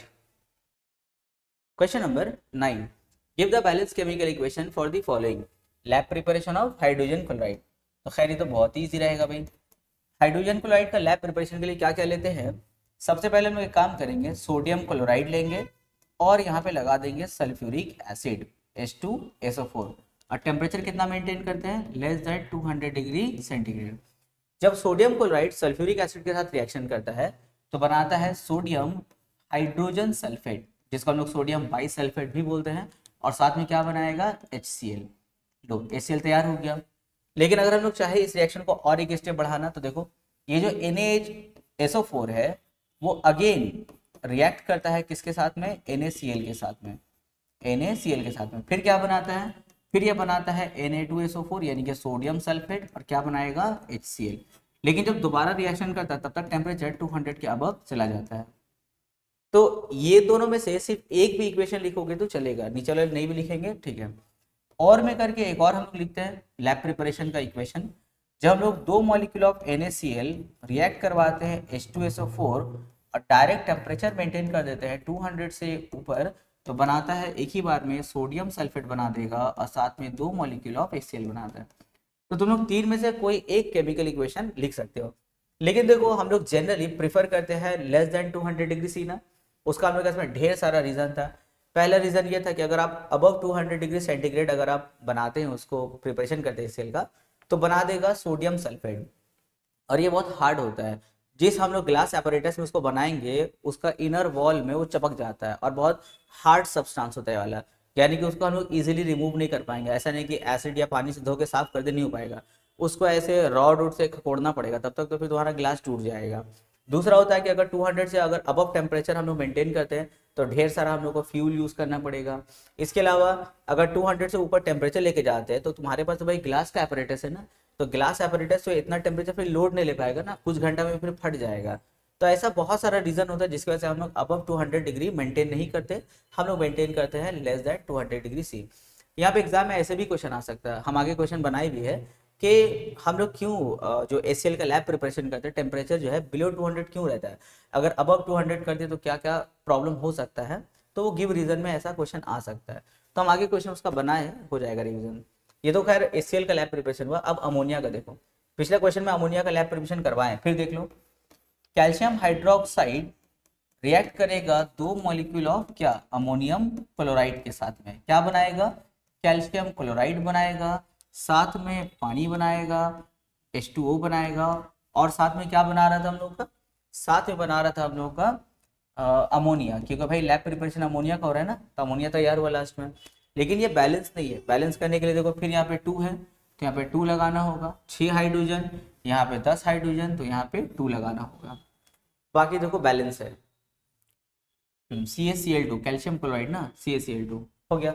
ये हो गया लैब प्रिपरेशन ऑफ अमोनिया। अब देखो इसमें क्या समझने का है, याद किया हुआ है, जैसे देखे लैब प्रिपरेशन फटाक से इक्वेशन लिखे आगे बढ़ के दूसरे क्वेश्चन में, अब बैठ के इसी में सोचते रहेंगे 1 मार्क्स के लिए कितना टाइम देंगे हम लोग, फिर एग्जाम में पेपर छूट जाएगा हम लोग का। Question number 10, drying agent of ammonia. अच्छा, जब हम लोग अमोनिया या फिर हाइड्रोजन क्लोराइड तैयार करते हैं तो उसमें छोटा छोटा वाटर का वेपर्स रहता है जो मिक्स किया हुआ रहता है। लेकिन हम लोग को अगर उसको प्यूरिफाई करना है तो उसको प्यूरिफाई करने के लिए उसको हम लोग को एक ड्राइंग एजेंट से पास करवाना होता है। जैसे HCl का ड्राइंग एजेंट क्या था, कंसनट्रेटेड H2SO4 था। अब देखो वैसे तो ड्राइंग एजेंट ढेर सारा है, फॉस्फोरस पेंटाऑक्साइड है, कैल्शियम ऑक्साइड है, उसके बाद में कैल्शियम क्लोराइड है, कैल्शियम ऑक्साइड है, ढेर सारा हम लोग के पास में ड्राइंग एजेंट होता है। लेकिन किसी भी ड्राइंग एजेंट को मतलब ऐसा नहीं कि कहीं भी यूज कर दिया, नहीं ऐसा नहीं कर सकते। जैसे यहाँ पे देखो अमोनिया का ड्राइंग एजेंट कौन सा है, ये चारों ही ड्राइंग एजेंट है, लेकिन इसमें से कौन सा अमोनिया का ड्राइंग एजेंट है, तो हम पहले आंसर बताते हैं कैल्शियम ऑक्साइड। अब सर ये लोग क्यों नहीं है, क्योंकि ये लोग जो है रिएक्टिव विद द अमोनिया होता है। अब मान लेते मेरे पास में जार में अमोनिया है और उसमें कुछ वाटर वेपर्स है, हम इसको ड्राई करके हम जो है एक प्यूरिफाई अमोनिया बाहर लाना चाहते हैं। अब हम ड्राई करने के लिए डाल दिया कैल्शियम क्लोराइड, तो मेरा जो अमोनिया है ना वो कैल्शियम क्लोराइड के साथ रिएक्शन करके एक नया कंपाउंड बना देगा। हम इंतजार करें बाहर अमोनिया आएगा, अमोनिया आएगा ही नहीं क्योंकि अमोनिया तो इसके साथ रिएक्शन कर लिया। उसी तरह अमोनिया इसके साथ और इसके साथ भी रिएक्टिव होता है, तो अगर इससे ड्राई करने के लिए हम भेजेंगे अंदर में तो बाहर अमोनिया निकलेगा ही नहीं। तो इसीलिए हम लोग इन तीनों को यूज नहीं करेंगे, कैल्शियम ऑक्साइड को यूज करेंगे। Why? Because ammonia is non reactive with calcium oxide. उसी तरह अगर यहाँ पे क्वेश्चन में अगर मान लेते ऐसा होता, मान लेते कि अगर यहाँ पे क्वेश्चन में ऐसा होता ड्राइंग एजेंट ऑफ अमोनिया नहीं होगे, ड्राइंग एजेंट ऑफ अगर हाइड्रोजन क्लोराइड होता, तो आंसर क्या होता, कंसंट्रेटेड H2SO4। अब सर ये तीनों क्यों नहीं, सेम रीजन है कि तुम्हारा हाइड्रोजन क्लोराइड इन तीनों के साथ रिएक्टिव होता है, इसलिए इन तीनों को यूज नहीं करेंगे। हम किसको यूज करेंगे, कंसंट्रेटेड H2SO4 को यूज करेंगे। क्वेश्चन नंबर 11, अभी देखो जो हम लोग यहाँ पे डिस्कस किए थे 10 में, देखो वही चीज यहाँ पर फिर आ गया। HCl का ड्राइंग एजेंट क्या होगा? Concentrated H2SO4। चलो नेक्स्ट क्वेश्चन में आते हैं। ये भी क्वेश्चन देखो तुम लोग का जाना पहचाना है। Ammonia is collected by, ammonia को कैसे कलेक्ट करते हैं? डाउनवर्ड या फिर अपवर्ड डिस्प्लेसमेंट ऑफ एयर। भाई अमोनिया जो है वो एयर से हल्का होता है, अगर वो एयर से हल्का होगा तो एयर डाउनवर्ड आएगा और अमोनिया ऊपर जाता है, यानी कि एयर का होता है downward displacement and upward delivery of ammonia होता है। तो खैर अमोनिया में मत जब यहाँ पर बोला है एयर में कलेक्ट कर रहे हैं, तो ammonia is collected by, ammonia को कैसे हम लोग कलेक्ट करते हैं? तो आंसर क्या होगा? Downward displacement of air. क्यों? क्योंकि अमोनिया होता है हल्का, अमोनिया क्या ऊपर, एयर आया नीचे, तो डाउनवर्ड डिस्प्लेसमेंट ऑफ एयर हुआ। Question number 13, hydrogen chloride is collected by downward या फिर अपवर्ड डिस्प्लेसमेंट ऑफ एयर। तो हम लोग को याद होगा कि हम लोग जब लैब प्रिपरेशन कर रहे थे हाइड्रोजन का, और एक हम लोग का एक एक्सपेरिमेंट में था कैंडल को लेकर के, उससे हम लोग दोनों चीज़ें क्या समझे थे कि हाइड्रोजन जब किसी कंटेनर में आएगा तो हाइड्रोजन नीचे जम जाता है। क्यों? क्योंकि hydrogen is heavier than air, और एयर कहाँ भागता है? ऊपर भागता है। तो हाइड्रोजन आया नीचे और एयर कहाँ गया? ऊपर गया। तो यहाँ पे देखो एयर का अपवर्ड डिस्प्लेसमेंट हुआ। तो अगर हमें से पूछा जाएगा कि हाइड्रोजन क्लोराइड को हम लोग कैसे कलेक्ट करते हैं? By the upward displacement of air. Air कहाँ गया? ऊपर, हाइड्रोजन क्लोराइड कहाँ आया? नीचे। उसका रीजन क्या है? उसका रीजन ये है कि hydrogen chloride is heavier than air. Question number 14, name the reactant used in the manufacture of ammonia using Haber's process. तुम लोग को हैबर्स प्रोसेस याद होगा। हैबर्स प्रोसेस हम लोग जब इंडस्ट्रियल लेवल पे प्रोडक्शन ऑफ अमोनिया करते हैं तब यूज करते हैं। तो यहाँ पे हम लोग से बोला है उसका रिएक्टेंट का सिर्फ नाम बताना है, कौन कौन सा हम लोग रिएक्टेंट यूज करते हैं। तो हम तुम लोग को पूरा इक्वेशन से ही बता दे रहे हैं। हम लोग वहाँ पे नाइट्रोजन लेते हैं एंड हाइड्रोजन लेते हैं। अगर क्वेश्चन बोला जाएगा कि सिर्फ रिएक्टेंट का नाम बताइए, तो रिएक्टेंट कौन होता है? Nitrogen and hydrogen. लेकिन हम तुम लोग को इसका पूरा बैलेंस इक्वेशन करके दिखा रहे हैं। 1 molecule of nitrogen and 3 molecules of hydrogen react करता है, it forms 2 molecules of ammonia और साथ में हीट रिलीज करता है। अच्छा, साथ में हम लोग कैटलिस्ट क्या यूज करते हैं? Iron and molybdenum. और टेम्परेचर मेंटेन करते हैं हम लोग 450 से लेकर के 500 डिग्री सेंटीग्रेड के आसपास तक। ये पूरा हम लोग का हैबर्स प्रोसेस का बैलेंस केमिकल इक्वेशन। क्वेश्चन ने बोला था सिर्फ रिएक्टेंट का नाम, तो रिएक्टेंट कौन होगा? Nitrogen and hydrogen. लेकिन उसका सेकंड पार्ट जो है, देखो यहाँ पे बोला था बैलेंस केमिकल इक्वेशन, तो चलो हम देखो बैलेंस करके भी दिखा दिए। अब यहाँ पे क्वेश्चन देखो पूरा तोड़ तोड़ के पूछेगा। कभी किसी क्वेश्चन पूछेगा कैटलिस्ट का नाम बताइए हैबर्स प्रोसेस का, तो आयरन एंड मोलिब्डेनम। टेम्परेचर बताइए, तो 450 से 500 डिग्री सेंटीग्रेड। उसके बाद पूछेगा यहाँ पे name the process use for the manufacturing of ammonia for the industrial level, तो आंसर क्या होगा? Haber's process.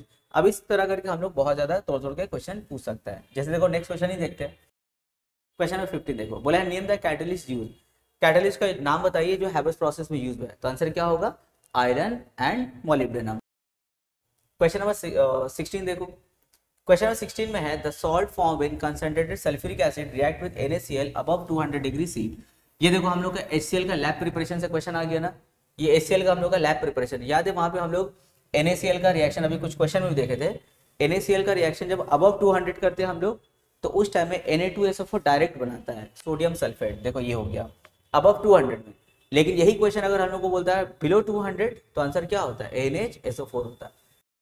इसे नेक्स्ट क्वेश्चन देखो अभी क्लियर हो जाएगा। क्वेश्चन 17 ने बोला है the salt form in concentrated H2SO4 react with NaCl below 200।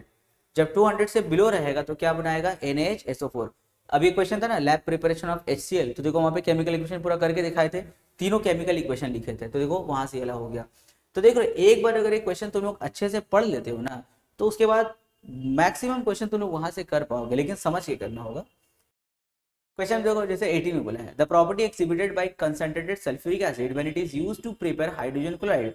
अब देखो हाइड्रोजन क्लोराइड के जब हम लोग लैब प्रिपरेशन कर रहे थे, तो वहां पे कौन सा एसिड यूज कर रहे थे? सल्फ्यूरिक एसिड यूज कर रहे थे। नाइट्रिक सर क्यों नहीं यूज किए? अब किसी बच्चे के दिमाग में आ सकता है सर आप NaCl के साथ में आप सल्फ्यूरिक एसिड का रिएक्शन कर रहे थे, आप नाइट्रिक एसिड क्यों नहीं ले लिए? तो प्रॉब्लम ये होता है कि नाइट्रिक एसिड जो है ना वो वोलेटाइल होता है, यानी कि बहुत कम टेम्परेचर में वेपर में कन्वर्ट हो जाता है। अब तुम HCl का लैब प्रिपरेशन कर रहे हो, तुम्हारे पाइप से HCl जा रहा है, HCl का वेपर जा रहा है। अगर तुम नाइट्रिक एसिड यूज करोगे तो साथ में ये भी तो वेपर बन के भाग जाएगा। जब दोनों वेपर बन जाएगा तो दोनों मिक्स हो जाएगा। अब तुम्हारा HCl और तुम्हारा नाइट्रिक एसिड अगर मिक्स हो जाएगा तो फिर तुम HCl कहाँ से ले पाओगे, गड़बड़ हो जाएगा ना। तो हम लोग को एक ऐसा एसिड चाहिए था जो नॉन वोलेटाइल हो, यानी कि जिसका बॉइलिंग पॉइंट बहुत ज्यादा हो, यानी कि बहुत हाई टेम्परेचर में वो वेपर बनेगा, तब तक तो मेरा एक्सपेरिमेंट ही खत्म हो जाएगा। तो हम लोग को ऐसा एसिड चाहिए था, तो हमको कौन मिला, H2SO4 मिला, यानी कि concentrated sulphuric acid. Concentrated sulphuric acid एक नॉन वोलेटाइल एसिड है, नॉन वोलेटाइल, यानी कि जब लैब प्रिपरेशन में HCl जब गैस बन के भागेगा तो उस टाइम सल्फ्यूरिक एसिड गैस बन के नहीं भागता है, क्योंकि उसका बॉइलिंग पॉइंट बहुत ज्यादा होता है। तो HCl आराम से एपरेटस से निकल के कलेक्ट हो जाता है। लेकिन अगर हम HNO3 के साथ रिएक्शन करवाएंगे तो मेरा HCl और HNO3 दोनों वेपर बन के भागेगा, दोनों मिक्स हो जाएगा। तो फिर HCl कैसे जमा करेंगे हम लोग, तो इसीलिए हम लोग नाइट्रिक एसिड यूज नहीं करते। कभी कभी क्वेश्चन में ये भी पूछता गिव रीजन करके कि हम लोग HCl के लैब प्रिपरेशन में नाइट्रिक एसिड क्यों यूज नहीं करते हैं। तो इसका आंसर होगा HNO3 यानी कि जो नाइट्रिक एसिड होता है इज अ वोलेटाइल एसिड। वो क्या होता है, एक वोलेटाइल एसिड होता है, यानी कि बहुत जल्दी वेपर में कन्वर्ट हो जाता है। तो इसीलिए हम लोग सल्फ्यूरिक एसिड यूज करते हैं। अब देखो यहाँ पे वही क्वेश्चन है कि सल्फ्यूरिक एसिड का कौन सा प्रॉपर्टी है जिसके वजह से तुम HCl को प्रिपेयर करने के लिए उसको यूज करते हो। तो आंसर क्या होगा, नॉन वोलेटाइल एसिड प्रॉपर्टी होगा। क्वेश्चन नंबर 19, यहाँ पे हम लोग को आइडेंटिफाई करने सारे स्टेटमेंट को। पहला स्टेटमेंट है the process by which ammonia is manufactured on a large scale. हाँ, अमोनिया को हम लोग जब लार्ज स्केल में प्रोड्यूस करते हैं तो कौन सा प्रोसेस हम लोग यूज करते हैं। तो आंसर क्या होगा, हैबर्स प्रोसेस। अभी हम लोग डिस्कस किए हैबर्स प्रोसेस। नेक्स्ट क्वेश्चन है the experiment used to demonstrate the solubility of ammonia in water. देखो अमोनिया और HCl दोनों हाईली सोल्युबल इन वाटर होता है, तो कौन सा एक्सपेरिमेंट से हम लोग इसको प्रूव करते हैं। The answer is fountain experiment. याद होगा, बहुत अच्छा लगा था हम लोग experiment, fountain experiment. Third question है एक्वस सोल्यूशन ऑफ अमोनिया, यानी कि जब अमोनिया को हम लोग वाटर के साथ रिएक्शन करवाते हैं तो क्या बनाएगा। When water react with ammonia, या फिर बोल सकते हैं when ammonia react with water it form ammonium hydroxide, NH4OH बनाता है। क्या पर बोला है एक्वस सोल्यूशन ऑफ अमोनिया, क्या होगा, अमोनियम हाइड्रोक्साइड होगा, अमोनियम हाइड्रोक्साइड। अच्छा, थोड़ी देर के लिए सोचो कि अगर यहाँ पे क्वेश्चन ऐसा होता aqueous solution of hydrogen chloride अगर होता तो बताओ तो हाइड्रोजन क्लोराइड गैस का एक्वस सोल्यूशन क्या होता है, हाइड्रोक्लोरिक एसिड होता है।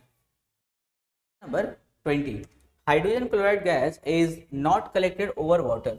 देखो हाइड्रोजन क्लोराइड गैस को हम लोग वाटर में कलेक्ट नहीं करते हैं, उसका रीजन क्या है, क्या वो हेवियर देन एयर होता है, नहीं ऐसा कुछ नहीं होता है। और हम दोनों को बीच में अभी हम बता भी दिए थे कि वो क्यों वाटर में हम लोग कलेक्ट नहीं करते हैं, because HCl is highly soluble in water. ये वाटर में बहुत ज्यादा सोल्युबल होता है, अगर रिएक्ट कर गया वाटर के साथ तो ये हाइड्रोक्लोरिक एसिड बना देगा। भाई हम चाहते हैं हाइड्रोजन क्लोराइड गैस बनाना, बन जाएगा हाइड्रोक्लोरिक एसिड, इसीलिए हम लोग उसको वाटर में कलेक्ट नहीं करते, हम लोग उसको एयर में कलेक्ट करते हैं। Question number 21, aqueous solution of ammonia. Ammonia का एक्वस सोल्यूशन कैसा होता है, न्यूट्रल होता है, एसिडिक होता है, बेसिक होता है या एम्फोटेरिक होता है। एम्फोटेरिक मतलब क्या होता है, जिसमें एसिड और बेस दोनों का कैरेक्टरिस्टिक्स होता है। तो बताइए वो कैसा होता है, न्यूट्रल, एसिडिक, बेसिक या एम्फोटेरिक होता है। भाई हम जानते हैं मेरा अमोनियम हाइड्रोक्साइड जो है, अमोनियम हाइड्रोक्साइड वो क्या होता है, बेस होता है। ये हाइड्रोक्साइड है ना, क्या होगा, बेस होगा। और इसको तो हम लोग चैप्टर नंबर 4 यानी कि एनालिटिकल केमिस्ट्री में भी हम लोग उसको पढ़े हैं। तो अमोनियम हाइड्रोक्साइड क्या होगा, एक बेस होगा। तो यहाँ देखो क्वेश्चन कैसे घुमा के पूछा है, बोला है aqueous solution of ammonia. Ammonia का जो एक्वस सोल्यूशन वो कैसा होगा, तो पहले हमको ये पता होना चाहिए कि अमोनिया का एक्वस सोल्यूशन होता क्या है। सर अमोनियम हाइड्रोक्साइड होता है, और अमोनियम हाइड्रोक्साइड क्या है, एक बेस है। तो इसके साथ हम लोग का देखो इन दोनों टॉपिक पर बेस्ड हम लोग का क्वेश्चन खत्म होता है। अब हम तुम लोग का जो नेक्स्ट क्वेश्चन का सेट लाएंगे वो सल्फ्यूरिक एसिड और नाइट्रिक एसिड पे रहेगा, लेकिन वहां पे नाइट्रिक एसिड और सल्फ्यूरिक तो रहेगा, साथ में कुछ और क्वेश्चंस हम लाएंगे जो हाइड्रोजन क्लोराइड एंड अमोनिया पर बेस्ड होगा, यानी कि चारों कंपाउंड को मिक्स करके हम क्वेश्चन लाएंगे। तो खूब अच्छे से प्रिपरेशन करो, लेकिन क्वेश्चन करने से पहले तुम लोग जो है जो टॉपिक है पहले उसको अच्छे से समझ के पढ़ लेना, उसके बाद क्वेश्चन करना। जो बच्चा लोग पूरा टॉपिक को समझ करके उसके बाद क्वेश्चन कर रहा है उन लोग से पूछो कितना मजा आता होगा। और जो बच्चा डायरेक्ट चला आया सर क्वेश्चन सॉल्व करेंगे, टाइम बहुत कम है, क्या करे नहीं करे, तो भाई तुमको तो उतना ही टाइम लग रहा है। अगर बिना पढ़े आओगे तो क्वेश्चन करने में तुमको 4 घंटा लग गया, पढ़ के आएंगे 1 घंटा, तो 1 घंटा क्वेश्चन, 2 घंटा में काम खत्म हो जाएगा। तो इसलिए पहले टॉपिक को अच्छे से समझो, पढ़ो चैप्टर को जो हम करवाए हैं, उसके बाद क्वेश्चन डिस्कस करेंगे।